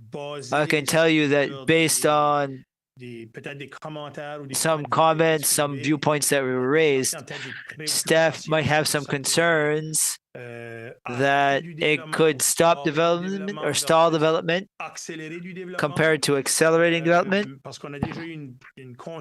We've already had a consultation with developers. We've shared the amounts more or less. I can tell you that we had some comments from developers that were very much against, and others were, well, it cost me less money actually than to pay 100% of the street. So we've heard from others. The last thing we'd like to see is get a knee-jerk reaction. Yes, what you want is possible without really assessing it. I think it's to understand what exact changes are involved, so to come back to the team with Daryl to assess them, and we would hope to come back to you for the third reading. Just a comment, Mr. CAO, and I'll have another question after. Yes, the developers, in terms of consultation, wasn't known with citizens that they'll pay higher taxes. Thanks for balancing both.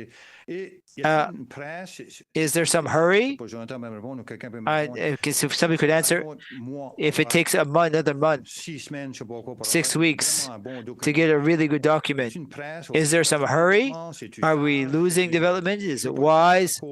I don't want to do it only because staff recommends it. Does it give them enough time? Does it give them enough time? We'd have to come back to you on that one. I'll be honest with you. Obviously, it's been over. We've been working on this for over a year. We presented it in March. We tried to pass it before the election.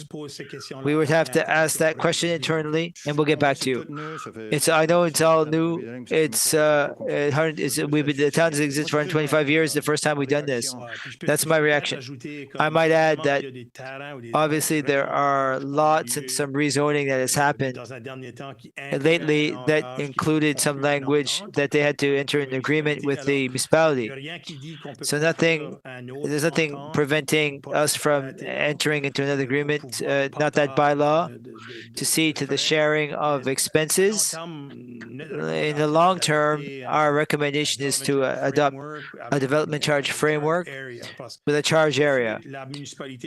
Right now, the municipality is paid 8-some-odd million for Brobridge Street. The development charge framework will recoup a certain portion of that, 2 to 3 million or so, and the taxpayers are responsible for 5 million. So we think that maybe you're less in agreement over on how the 3 million is collected, but more clearly, I don't want to restart the debate again. Much was said. We are the council. We pushed hard for Brobridge. It was a very good decision. Later, we're billing for 11 million on Main Street, and the taxpayers are going to pay for that as well. We have a provincial contribution. Anyway, my viewpoint, it's a special project. Well, people have been waiting for this for a long time. It was developed 40, 50 years ago. Now we have the opportunity to finish it. Let's not block up our wheels. You know what I think about this. I thought it was him, but no. Councillor Jeunesse Cormier, thank you, Your Worship. I said councillor because I was looking at Joël. I'll excuse the fact that you said conseiller. I'm less comfortable with doing 1 and 2 tonight. I'd like to do 1 and then 2 and maybe table for the next meeting and 2 and 3 next meeting. You can do that as well. Maybe we'll sharpen things up a bit here and to validate further what you're foreseeing. I find that when we get to 3, there's not much time. I would be comfortable doing 1 tonight, 2 for the next one, and if there's still something left over, we can still push on 3. Absolutely. It's not to push on 3, just give the opportunity. I trust staff, but I'd like to have a few options, some more details. A little more information. to see what it does, if we expand the zone or not. Can we put more weight on zone 1 than 2?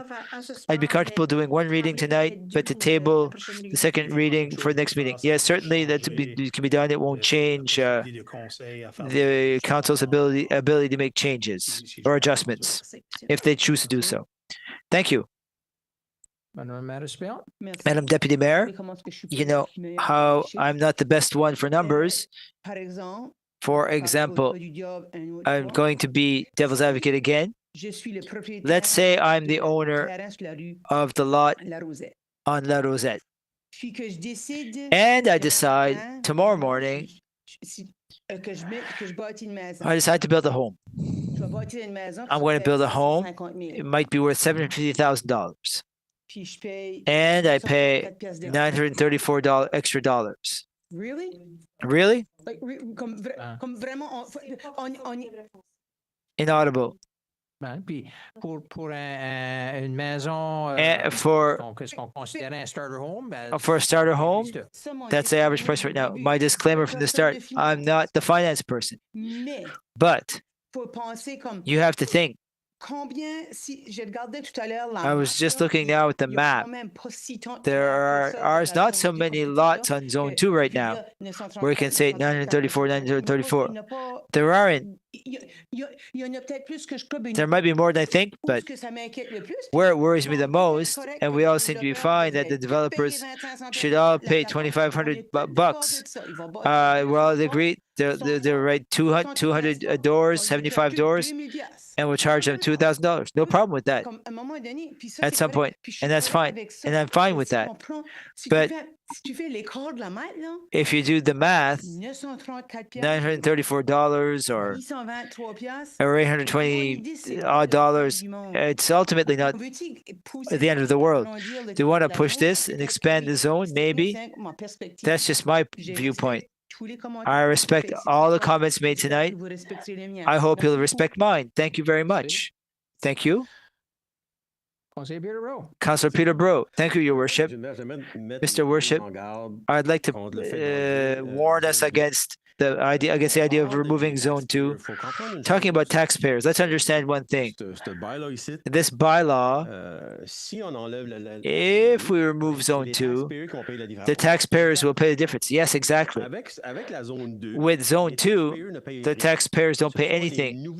It is the new developers, the newly arrived people that will pay the tax.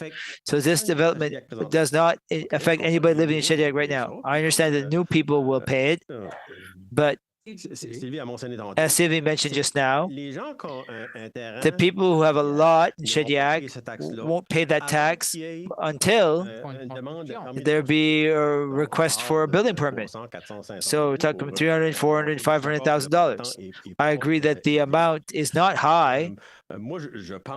I think that Zone 2 should be much bigger because it's all fine to say that Zone 1 people will pay the maximum, but you have to make sure that the development will happen. It's all fine to say that we charged $2,000 or $4,000. You have to look at everyone and look that the taxpayers for this project doesn't cost them anything. So I was surprised when I saw that Zone 2 was limited to that, because as Councillor Cormier just mentioned, whether you live on the south or the north, you're going to use that street, even if you live on the other side of it. If there's something that I'd actually like to see Zone 2 expanded, actually, and not remove it. I think that if we remove it, it will fall on the taxpayers, and I think it's a great plan. It's a plan that doesn't affect our taxpayers, and I think that if you were to ask the people of Shediac, I think that they'd be more in agreement say I would prefer that new development pay that rather than paying extra tax to use that space. I think, Your Worship, that if there's, I think in fact we should expand the zone and to reduce the impact on Zone 1 and to really understand that the council understand that there are no taxpayers, current taxpayers in town who will assume the cost for this, and that all of Shediac taxpayers will benefit from a second exit. That's the warning I would give to council, that they not remove the second group. Otherwise, it will all fall on the taxpayers. Thank you, Your Worship. Thank you, Councillor. Thank you. I understand your analogy. It's either one or the other who will be paying. Because if there's no development charges, well, it's all the taxpayers of Shediac will pay. Now it would be only, in this case, it would be only the new builds that would be paying the part of this tax. Thank you, Mr. Mayor. I will not repeat like what Councillor Bro, that was second the motion, Councillor Bro's motion. If you can maybe broaden it, I think I would be ready like to put some water in my wine or vice versa. But c'est la dilution. Yeah. Est-ce que ça se tâche ici qu'on ferait un amendement? So at this stage would we amend this or?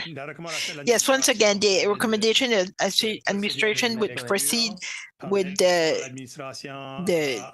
reading, allow the administration to discuss with the consultant. But I can tell you the reason, like the zone was identified, and I will repeat what Daryl said previously. The likelihood they will use. If you think if there are others who will benefit, that's where we would have the discussion to expand the zone. But to study the impact, we need to have the discussion with the consultant so that they would recommend like a broader zone to look at this. Councillor Janice Cormier. A few items. So, could it look what's vacant on this part of town to know like what would be the cost, like if we involve all the vacant land, if there are any vacant lots like in that broader zone or? Yes, there are for sure. Would be important to see like what the amount we would receive at the end of the day. I totally agree with Councillor Bro. With all due respect, like Mrs. Councillor Colette Boudreau, I have a hard time when we say that a citizen, if pays a lot of money for the house, he can pay like $900. I have a hard time with it, but I understood where you're coming from, but I don't want to penalize like the developer, but we know like the developer often like they recuperate like the money it costs. It's not making them lose money, but we know a developer will recuperate their money, if not double or sometimes 3 times. It's not to penalize the developer because they always have a way to recuperate their money. Councillor Paul Boudreau. Councillor Paul Boudreau, a question, a technical question. We're looking Beaubridge, like east or west, and Zone 1 refers to all the vacant lines that would be perpendicular. So I presume like the roads that would be perpendicular would be for the developer. The developer will have to pay like north and south of Beaubridge in the new section. And also, will they have to pay more because they're in Zone 1? Because, yes, they will be paid. They will pay the fee already identified, but they will also pay. Just to give you an example, let's send a developer a parcel of land X. I want to build a subdivision with 15, 20 houses. But he will pay like to build the street, install the services, and do all those things. Plus, he will be paid for each lot, like once a permit is issued. And yes, there will be additional costs like to build infrastructure on the street to support its development, but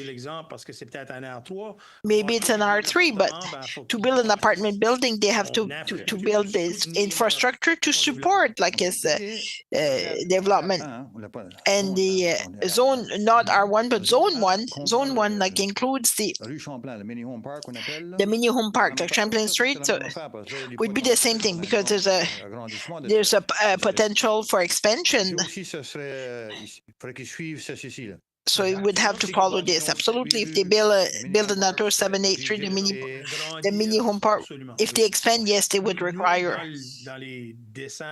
us in the drawings, like if there is some kind of a connection done to the park because we have Bonaventure Street and it will allow like the development. Yes, if there are other streets built inside this, the developer will pay for this. And the Anglophone school, will they pay a certain amount because it's right in the middle of zone. It's not a residential development, so they will not pay in because there is no component, like no commercial component. There might be a non-residential component, but the permit was already issued. If the permit was already issued, you cannot go back and pay some fees. It's not retroactive. It goes against, like everybody will benefit from this service. If someone will benefit, it's the school. If we would have mentioned it 2 weeks ago, but the building permit was already issued, they would have paid like a certain amount for non-residential, but currently, so the permit was already issued, it wasn't incorporated in those zones. Because it was already established that this is school, so it's not included in the zone. But for the rezoning we adopted this evening and the one for the last meeting, when we did the third reading, so this one, the framework is not adopted yet. It was one of the conditions. They need to have an agreement done according to the parameters of a contribution that is part of the development charter. So we would have done the same type of things like with the school. If we had started this earlier, like the development east of Ohio Road, is it the commercial zone or?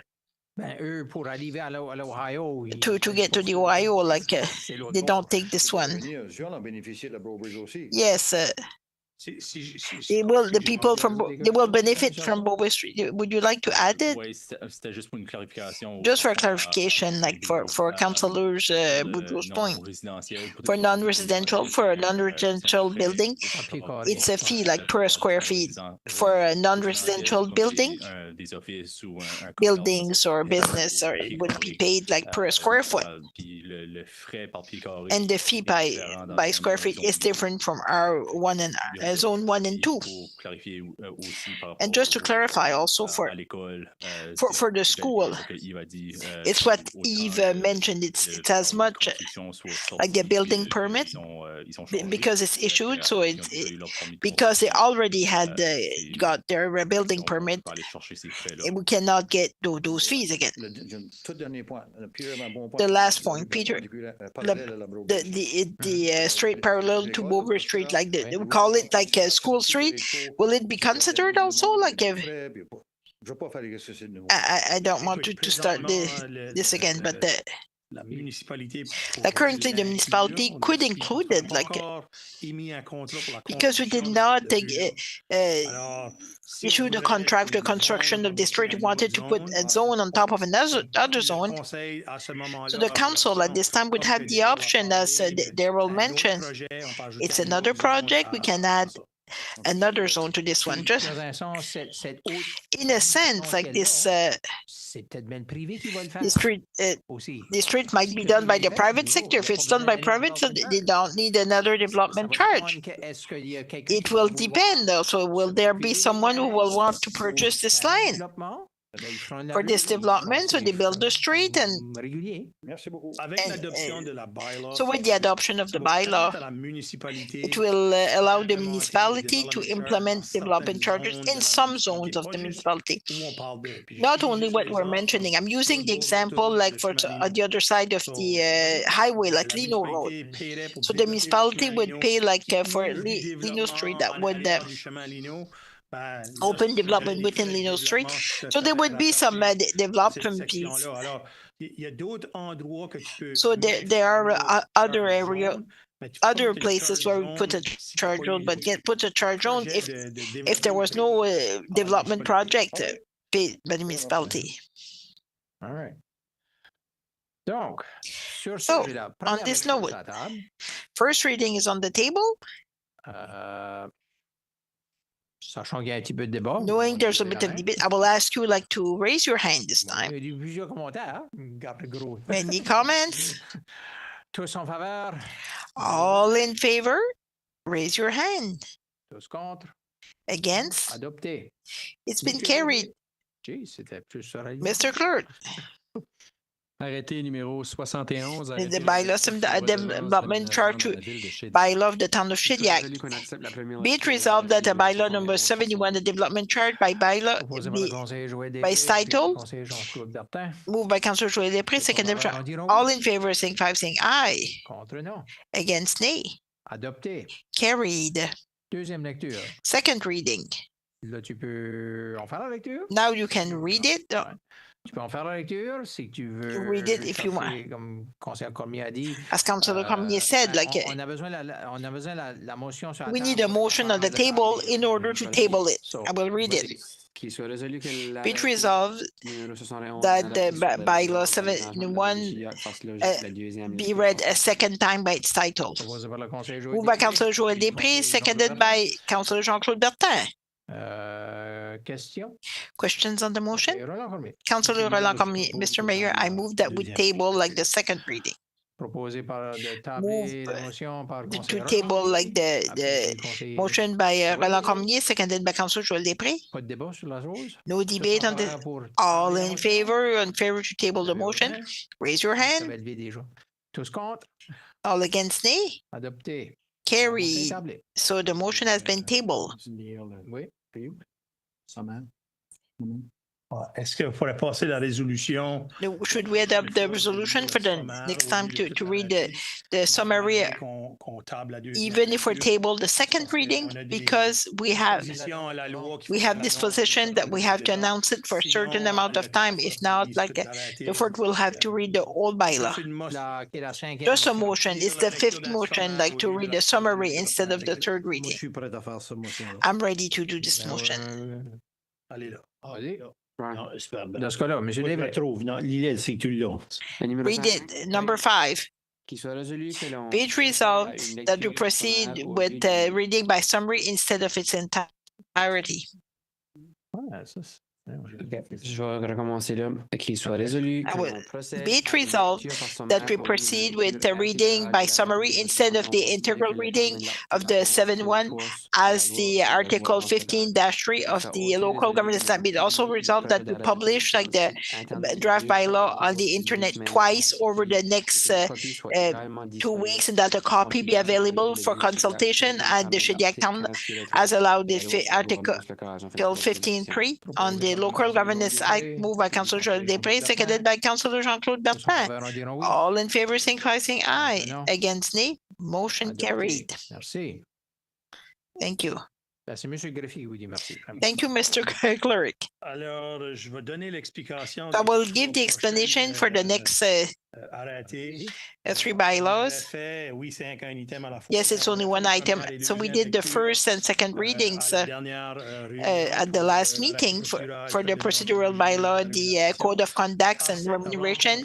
So at this meeting, you had asked the modification of some of it, some articles. I will not share all of them. Like I'll give you specifically, like when we get to each of those bylaw. But the procedural bylaw. It was the modification to remove like the political the agenda, like to remove the question period. So this was the modification that was brought to the bylaw following like your comments, first and second reading, and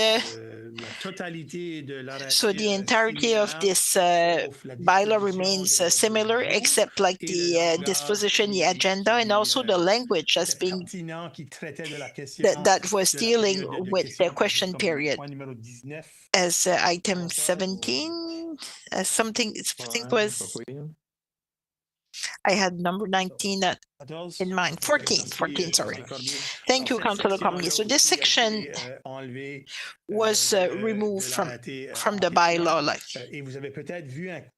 and you might have seen an email from for the language, and it might be like some more administrative changes that were brought. But they did not change like the essence of the bylaw to adopt it, and so we would need to do by summary, and it would come into effect June 1st with the new council. So one thing I would like to mention, even if there wouldn't be a question period in the agenda, but we know like essentially like the same thing we have now, like if we member of the public with item 7, I think it's would be petition and delegations. I think that's number 6, but it's at the same time. Essentially, like there would not be like a whole lot of changes. So the public can always propose to talk, but they have to give notice and all that. But it does not remove anything that was continue like the same way we're proceeding. Also, if you want, would you like to read? Just a question, but I need a motion on the table like before. I will let someone, I will get back to you. All right. Vas-y, Monsieur Desbré. Go, Mr. Desbré. For the bylaw, be it resolved like the bylaw 3, a procedural bylaw of the town of Shediac be read the third time by way of Somerset of the entirety as permitted by Section 15.3 of the Local Governments Act. Moved by Councillor Desbré, seconded by Councillor Michael. Question on the motion. So you had one. Just a question. Someone who suggested the agenda like there's no place for the correspondence. If someone wants to write a letter, like I know we have not to read like all the letters. Remember, like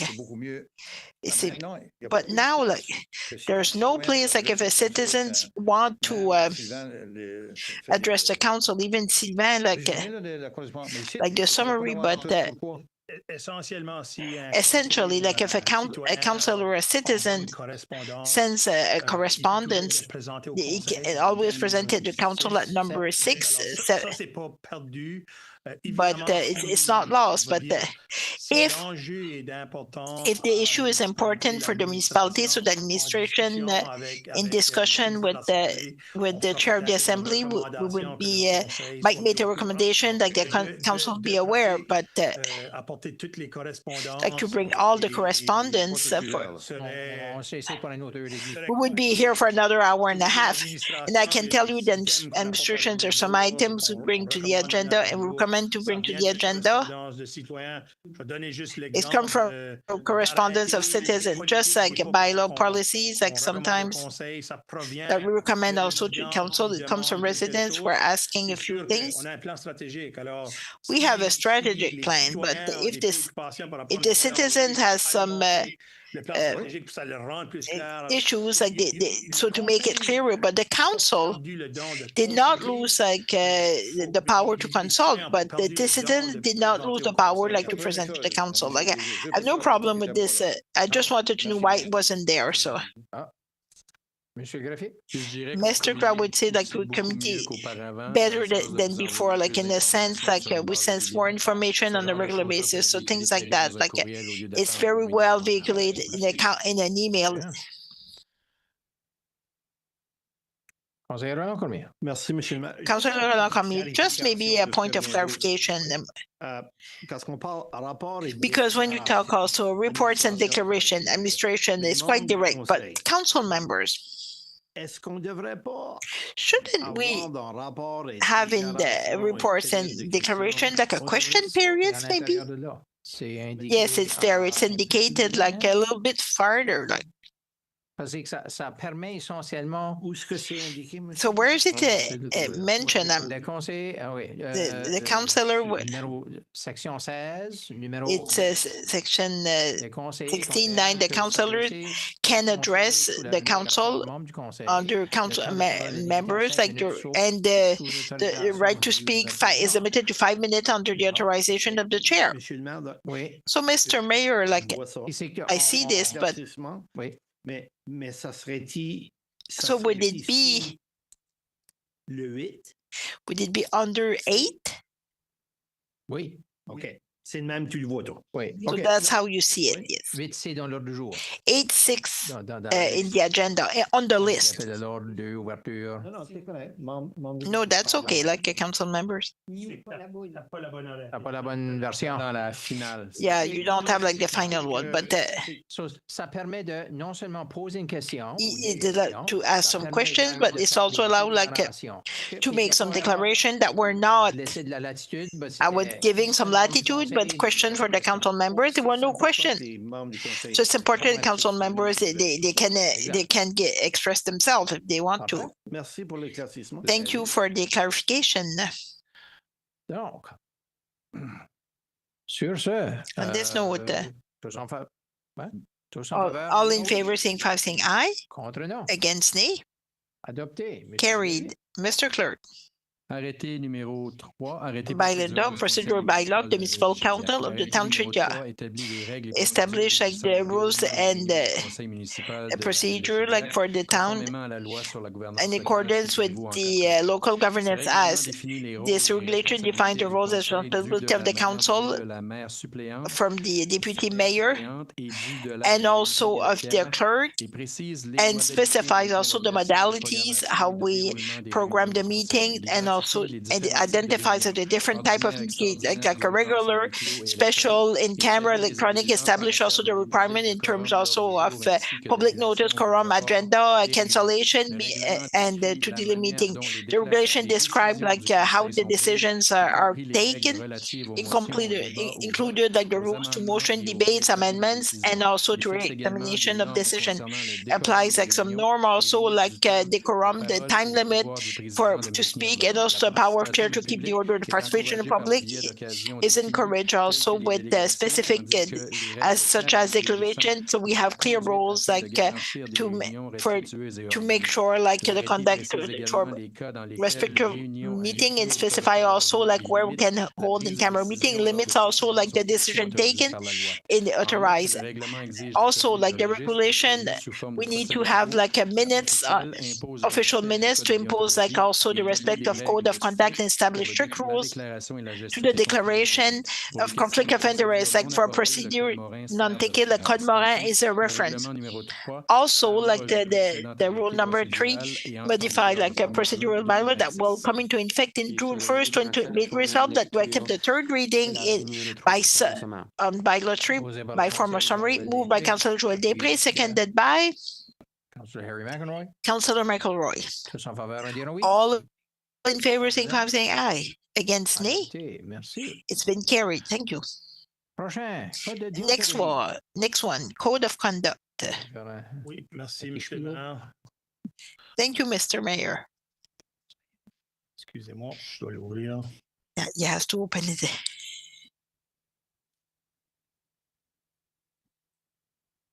Alors, les changements qui avaient été apportés à cette section. So the changes brought to that section. Les sections qui avaient été apportées étaient. Were those changes that were brought, section for if there's a complaint. If a complaint was submitted, so the mechanism, like the person who submitted the complaint. So there is some language also, and I think it was mentioned also by the Councillor O'Brien in section 11(1)(b). So we added also a language asking like the mayor to take care, to participate in discussion informally with all the parties involved. So the person who submitted the complaint will be responsible to participate in this process. So it's not really like an informal process, but dynamic is where people are done. But and also at the section 12(1)(a), which has it has also like the same language, like would be mentioned, would be identified in the process. And I think there were a few administrative changes. So these were the two changes that were asked at the first and second reading. Thank you. This is the opinion, if you would like to read. Yes, Mr. Mayor. Code of Conduct, bylaw number 64. Be it resolved that bylaw number 64, Code of Conduct of bylaw of the town of Shediac, be read a third time by way of summary instead of its entirety, as permitted by section 15(3) of the Local Governance Act. I shall moved by Deputy Mayor Sylvie Colette Boudreau, seconded by Councillor Germaine Galland. Questions on the motion? All in favor, signify by saying aye. Against, nay. Carried. Thank you. Bylaw 64, bylaw concerning the code of conduct as vested in the power, like on local government LMB 2017. This modification, the municipal council of town adopts as like the bylaw number 64, the town Shediac established the code of conduct applicable to the council members as of the Local Governance Act, and defines also the fundamental value and the norm of conduct, and also the ethical obligation of municipal official. So the code of conduct frames also the general conduct, public communication, and the use of municipal resources, social media, remuneration, expenses, accepting of a gift, and also the election campaign, and also the management of conflict of, and also we have complaint process, inquiry mechanism, and correction measures to be imposed. So the goal of the code is to ensure like a transparent and integral conform to public interest while maintaining the confidence of the population. So the bylaw will be effective like June 1st, 15, and eliminated. So proceed. Be it resolved that we accept the third reading of the bylaw number 64 in its summary. Moved by Deputy Mayor Sylvie Colette Boudreau, seconded by Councillor Boudreau. All in favor, signify saying aye. Against, nay. It's motion carried. As for the remuneration, the bylaw, so there is no major change except that adding two sections. And the council also didn't seem to object at the last time we did this. Deputy Mayor, Remuneration Council bylaw number 2, be it resolved that bylaw number 2, a remuneration of the municipal council bylaw of the town of Shediac, be read for a third time by way of summary instead of its entirety, as permitted by section 15 of the Local Governance Act. Moved by Sylvie Colette Boudreau, seconded by Councillor Germaine Galland. Questions on the motion? If not, all in favor, signify saying aye. Against, nay. Carried. Carried. Bylaw 2, bylaw remuneration mayor councillor being attacked by under vested of the local LMB and section 49, the council adopts as follows. In the event of discrepancy between this bylaw and the local governance size, the later shall prevail. This bylaw establishes the remuneration, allowance, and payment terms for the mayor and members of the municipal council of the town of Shediac. It sets the annual salary, salaries for the mayor, deputy mayor, and councillors, provides for the reimbursement of certain expenses, and authorize monthly allowance for travel and cellular phone. The bylaw also outlines payment schedule, penalties for missed meeting, and an annual cost of living adjustment based on the Consumer Price Index.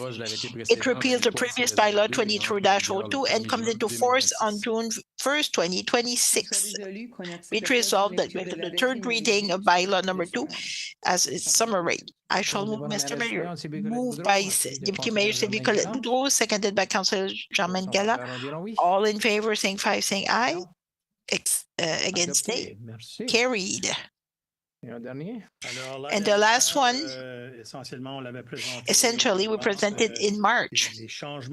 So the major changes for the policy for some modification to participation of ACM, so modification that was asked from 2 to 3 councillors plus the mayor. And we also made some modification for also for the means of traveling, the policy, and also like the fee, the meal rates were adjusted like with the policy, existing policy. So we need a simple resolution just to adopt this policy. And I just want to say a comment because the community, thank you. The last 3 items, also the 4, including this one, was meeting an objective also in the strategic planning, and it was put in for. Thanks for your leadership. Mrs. Deputy Membre du Conseil politique numéro 2. Qu'il soit résolu que la politique sur la dépense des membres du Conseil de la Ville de Chilliwack soit adoptée telle que présentée. J'en fais proposition. As presented, I shall move by Deputy Mayor Sylvie Colette Boudreau, seconded by Councillor Paul Boudreau. All in favor, saying aye. Against nay. Carried. Thank you. Number 15, motion and resolution. We have 6 left. I will try, but I need also your expertise.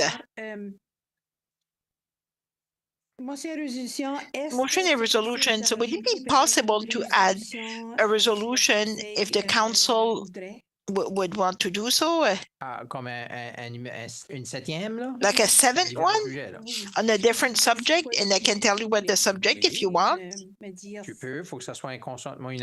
It has to be unanimous consent. So consensus. I just realized May 4th, the last meeting, is the day also for a vote. And I think the next meeting will be here quite late. That does not allow maybe to expose or participate also, like in the vote, like early vote. I would like to bring a resolution maybe to switch this resolution to the Tuesday if the council wishes to do so, so we are able playing field as everyone else. But is it possible to do something like that, Mr. CEO? Yes, at the end of the day, really, I think I will use also the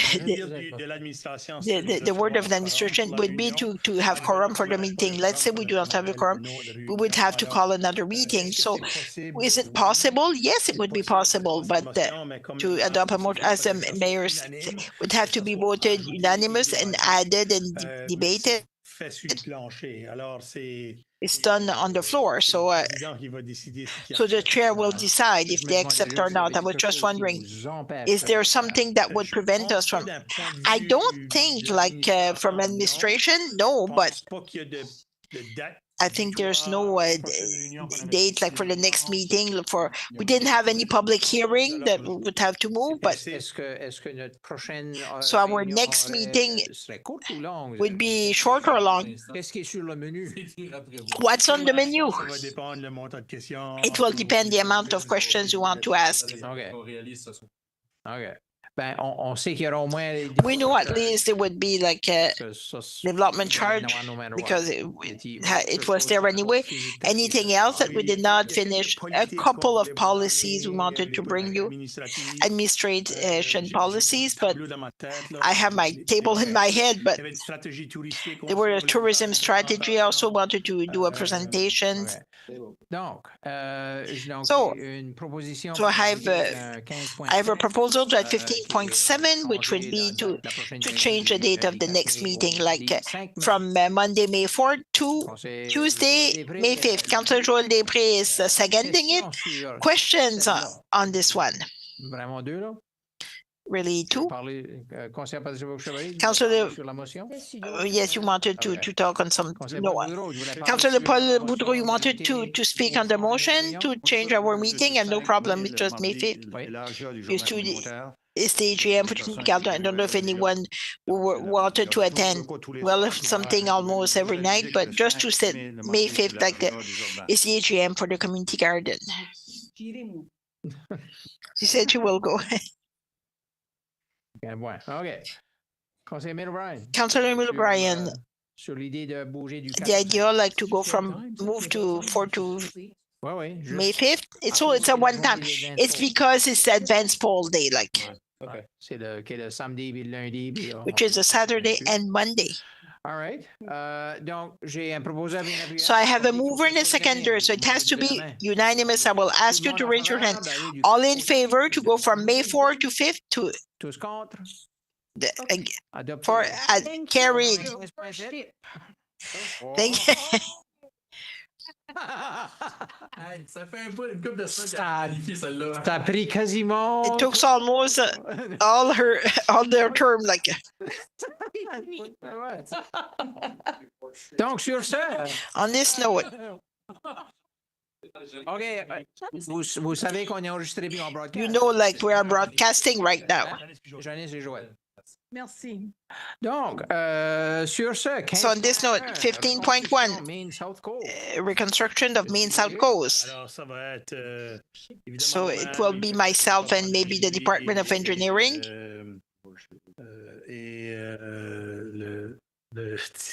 Le gestionnaire du développement économique et du tourisme. Alors, c'est. And the manager of economic development. I will leave the floor, like for the tender award. For this project. Thank you, Mr. CEO, Mr. Mayor. For the Main South Coast, we're talking about the main section from King. So we have work on Main and South Coast Street, so we had a preliminary budget on this one. So 30.6.3 million, and we went to NBON, and we got 4 proposals from contractors last week. And the lowest of the 4, like Bowser Construction, 11.8 million. So almost 2 million lower than the budget. I like the price. Ça fait évidemment, on propose d'aller de l'avant avec Bowser Construction. So we move that. We go ahead with Bowser Construction. So on this note, Mrs. Councillor Janice Cormier, if you'd like to read it, sure. Main South Coast Reconstruction. Be it resolved that the contract for the Main South Coast Reconstruction project be awarded to the lowest bidder, Bowser's Construction, for an amount of 11,883,927.50, including HST. I shall move, Mr. Mayor. Moved by Councillor Janice Cormier, seconded by Councillor Emile O'Brien. Questions on the motion? Councillor Paul Boudreau. I don't know. I heard like the province would be helping us. Like, Je vais laisser Madame la directrice des finances. So I will let our finance director, Mrs. Bloch. Oui, c'est notre montant de PMHP de cette année, c'est environ 1,5 million. The amount this year is about 1.5 million. Sorry, CEO, my computer is just not working right now. We've been here for too long. It's also for the South Cove part. That's where we apply the capital fund this year. We have 2 grants to support that project. It's about 1.3 million, if I'm not mistaken, but I can give you the figures a bit later. The amount, given of what was said, 2 million less. Where's the province bidding the 1.5 million? It's a lump sum that was announced before we tendered out the project. They allocated that amount in 2024. There are expenses that are not eligible as well, if I'm not mistaken. It's just the surface. It's not the pipes and such. That's not the same question. What's the timetable, Fred? It'll be over a season. So starting as soon as possible, and we'll end up in the fall. Am I misunderstanding it? You're hoping that the bridge be done? There'll be some overlap, but there'll be a detour. There'll be an opening to Main Street, but there'll be a detour that will be highlighted for certain periods, maybe where the traffic could be a bit slower. But during the summer period, when the traffic will come, Broad Bridge will be completely open by then. I know that the last section is great communication with these businesses and citizens, and that was really good communication. There will be a period for sure where there'll be 2 building projects. We said that we'd do a detour, give the option of a detour to go around for that period, but there'll be a very short period where it's overlapped. But there'll still be building some construction over Ohio Road. I can't answer that question, actually. Right now, we're looking at the 3 projects together. Ohio was supposed to start. The lagoon was coming up. There was a little change of plans, but we should have finished Ohio before looking at that. That's all included in our traffic plan that we're working on with Mr. Clerk. That file that for communication with Sylvain. Yes, thank you. That's your last question. I thought there was another one. Okay. So, with all that, all those in favor shall say aye. Those against, no. Motion carried. 15.2, redoing the sidewalks. This is for a contract to repair sidewalks that we identified municipality. We certainly, the department has already identified some work to be done on our own. We also did some grinding in certain spots. There's some savings that we identified internally, but basically the ones that we need to repair completely, well, this contract will cover that component. Are there any adjustments to the memo to be shared, Mr. Director of Operations? Well, just to raise that in terms of saving some money with the public teams work staff, we can do 4 times as many sidewalks with the same budget. Instead of 200 meters, it's roughly a kilometer of sidewalks. That's really doing more than less. That's great. So, Councillor Germaine Gadon, would you like to read it? 15.2, redoing the sidewalks. Be resolved that the contract for sidewalk repairs for 2026 be awarded to Carson Development Limited for a maximum amount of $120,466.50, including net HST. I so move, Your Worship. Moved by Councillor Germaine Gadon, seconded by Commissioner Brooke-Chavarie. Any questions? Councillor Ronald Cormier. Thank you, Your Worship. We mentioned that we were going to be doing more with less. That's good. We also mentioned that we'd probably do 1 kilometer of sidewalks. Can we put on the site that we can communicate with citizens where that kilometer is. Can we indicate the locations? They're not necessarily in a straight line. No, but one section here, one section there. If a citizen asks me, well, I don't know, and we all look bad when we don't know, and we've approved something that we don't know, could there be a list or just a visual if it's easy internally? We're presently involving a system that we're really walking the sidewalks in a point system to establish what a sidewalk will be doing first. We can do a map, and you haven't identified them yet. That's the problem. No, we haven't yet done them all. We can identify them on the map? Can we identify them once you have identified them? Yes? Haha. That would be pleased to do that. He'll try. Inaudible. All those in favor shall say aye. Against, no. Motion carried. Dehumidifier Festival Arena. So I will start, but I might look to one of my colleagues to continue. Unfortunately, the dehumidifier in Festival Arena is out of commission in the arena.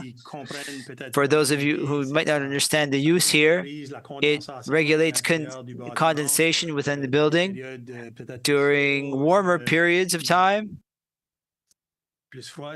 and cooler periods, and it regulates humidity so for a better ice quality to protect as well your building. Basically, looked at the potential options to repair the dehumidifier. We found a supplier who is able to offer those services to make repairs. So I don't know if there's anybody who has any questions. There's repairs or replacement? I'm seeing replacement. It's basically a replacement because it's at the end of the line. We need to install a new one. Great. Mr. Joël Després, would you like to read it? Yes, Your Worship, 15.3. Dehumidifier, Festival Arena, be it resolved to award contract to Simco to replace or existing humidifiers with two new arid ice dehumidifier at the Festival Arena for a value of 110,000 plus HST. The funds will come from the arena maintenance and repair budget account I-1-27222. I so move, and I will have a question. Moved by Councillor Joël Després, seconded by Councillor Paul Boudreau. You have a question, Mr. Councillor Després? The machine to make the ice, do we have it for a while? Yes, I think there were improvements made several years ago. That's not a problem for that component. It is in good condition. Would you like to add something, Madame Bélanger? We need both. We need to remove the humidity in the building to have better ice quality. Otherwise, it would accumulate too much everywhere. So that's why when it's colder, there's more humidity. And right now, we have a good situation. It's warmer outside. It helps us to maintain the ice. And this week, last weekend was the last weekend for operations with the arena. So it happened just at the right time. Good timing to have a bad situation happen. We were a bit worried nonetheless. Councillor Peter Brault, a question. Is everything fine? Fine to not take the lowest bid? Can we do that? In this case, it's to have time the operations to reopen. But legally, can we do that? Yes. We've done it at other times. If you put it as part of your needs, it allows you to judge the contracts more than on the amount it costs, and based on other criteria. Great. So, Joël and Paul. Basically, no. Any questions? All those in favor shall say aye. Contre, non. Contrary-minded, nay. Adopté. Motion carried. Numéro 15.4. 15.4, purchase Main South Cove. I'd like to pack the mic to the manager. Thank you, Your Worship. As it was presented in your documents, it's a purchase of property in Main South Cove to realign the street that we have negotiated. That realignment will make South Cove perpendicular to Main and also allow to build the sidewalk on the other side, but space that there be continuity of the South Cove Main building project. Councillor Janice Cormier, would you like to read it? Thank you, Your Worship. Purchase Main South Cove. Whereas construction work is planned in the area of Main Street and South Cove Road this coming summer, this administration deems it appropriate to acquire a portion of the land located at the intersection of Main Street and South Cove Road in order to immediately incorporate this portion into the reconstruction project. Be it resolved that the municipal council authorize the administration of Town of Shediac to enter into the agreement as negotiated with the owners of the property in question. Be it further resolved that the mayor of the Town of Shediac, as well as the clerk, be authorized on behalf of and for the municipal council to sign said agreement. I so move, Your Worship. Moved by Councillor Janice Cormier, seconded by Councillor Patricia Brooke-Chevary. Any questions? Councillor Paul Boudreau, you said you didn't have any more questions. It's too bad. That's it. Councillor Paul Boudreau, clarifications? Should we put how much we're paying for this one? It's within the memo, but it's not. Once it becomes a purchase for of land. Obviously, once the the agreement is made, it becomes public. All those in favor shall say aye. Contrary-minded, nay. Motion carried. Number 15.5, permission for promotional signage for an event. Mr. Montreuil, well, we received a request from a promoter who's doing a show at the Multifunctional Center on June 20th, upcoming. It's the Returnators who are playing. He's asking us to put a sign at the corner of Parc Pascal Poirier and Main, the other street. It escapes me right now. Weldon. Is it Weldon? Well, okay. Put a sign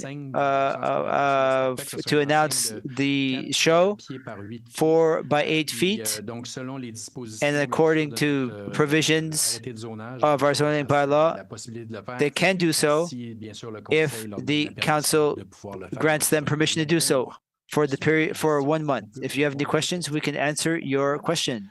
Councillor Joël Després, would you like to read it? 15.5, permission for promotional signage for an event. Be it resolved, this will council grant a special permission as provided for in section 36(1) of zoning I of zoning bylaw Z-14-44 of the Town of Shediac to authorize the installation of a promotional sign at Pascal Poirier Park for a period of 1 month ending on June 21st, 2026. I so move. Moved by Councillor Joël Després. No. No? No more questions? Seconded by Councillor Paul Boudreau. Any questions, Councillor Paul Boudreau? Is it possible to get a sense of what the sign would look? It's full of, it's in downtown. It's a very busy street corner. You saw the election signs. Is it possible for staff to take a look at what the look of the sign would be, not just a sheet of plywood and 2x4s? Please, my worry is that we put this one up, there'll be others, and if they're all ugly signs, it's a very desirable corner of town. We'll be sure to look. Yes, there's nothing in the zoning bylaw, but we can have a discussion with the promoter based on the quality of sign. Yeah, obviously, is it mobile signage that's been prepared, or is it like a election sign? We don't have that answer tonight. We can have the discussion. I just want it to be a 2x4. It is a temporary sign. Thank you very much. Question, Patricia Bourg-Chevalier. Moi, And c'était a question, juste, Patricia déranger Bourg-Chevalier. l'activité qui va être It's organisée. just that won't be bothering the activities in the park. No, no, it shouldn't. J'ose croire que les enseignes I would think that the election signs should be done. You have entitled to do that for 1 month. It'd be as of May 20th. You have so many days to remove election signage in the park. One of my worries was the aesthetic quality of the signage. It's very important. Well, there'll be election signs. Let's hope after 3 or 4 days that they'll all be removed. Otherwise, so many municipalities could pick them up. Sometimes it can drag on. I know that I'm going off topic. I'm sorry for that, but for this one, they requested permission, but for the others as well. There'll be more. There'll be festival, and there's the municipal entity. They're good at removing them. I think it would be important to keep them honest, to make sure that they're just there at the right time and that they're removed afterwards within a reasonable delay. One or two, 1 day, 2 days max. If it's really been a bad day before, I just want to make sure of that. Instead of having a panoply of signage, we already have a lot of signage. That is, many of them don't look as nice as they could. Councillor Jean-Claude Bertin. Councillor Jean-Claude Bertin. I have no problem with this, but another way, we paid very expensive for both sides on the other side of town. How are they putting that there? To try to eliminate signage. Well, try to eliminate signage that the town would place. Only the town. Okay. We were always placed for activities 3 or 4 per year. Town activities. There's private activities. They do it. They still do it. We don't put on our digital sign that the bingo's on Tuesday night, etc. We don't promote things that way, either for groups that are not in the town of Shediac. C'est bon? Ouais, c'est des autres. Conseil. OK. Donc, sur ce, tous en faveur, on dit all oui? those in favor shall say aye. Contre non? Adopté. Contrary minded, nay. Motion carried. Festival du homard. Lobster Festival. Seulement, regarde, c'est pour les mêmes. So it's for the same. Monsieur de. Donc, c'est pour les.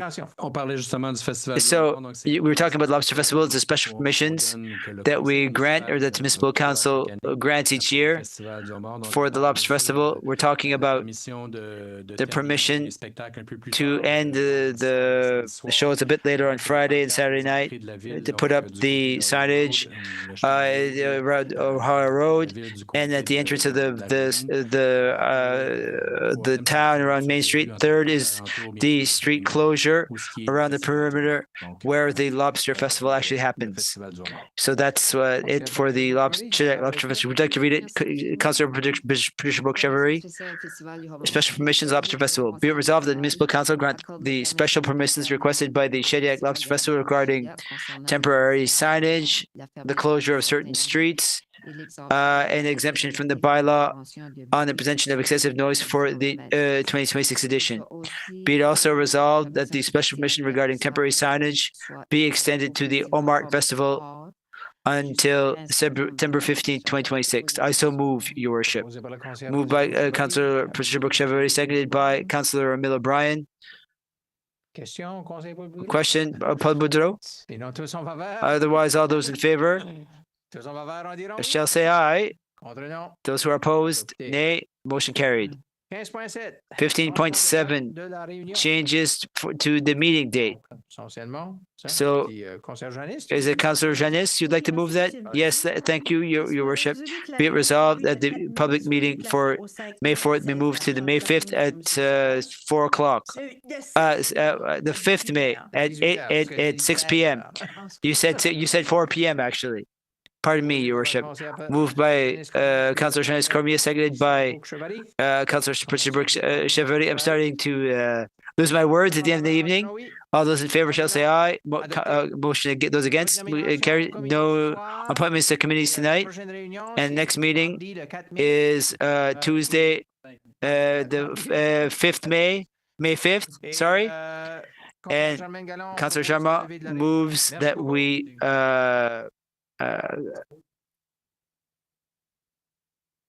close the meeting.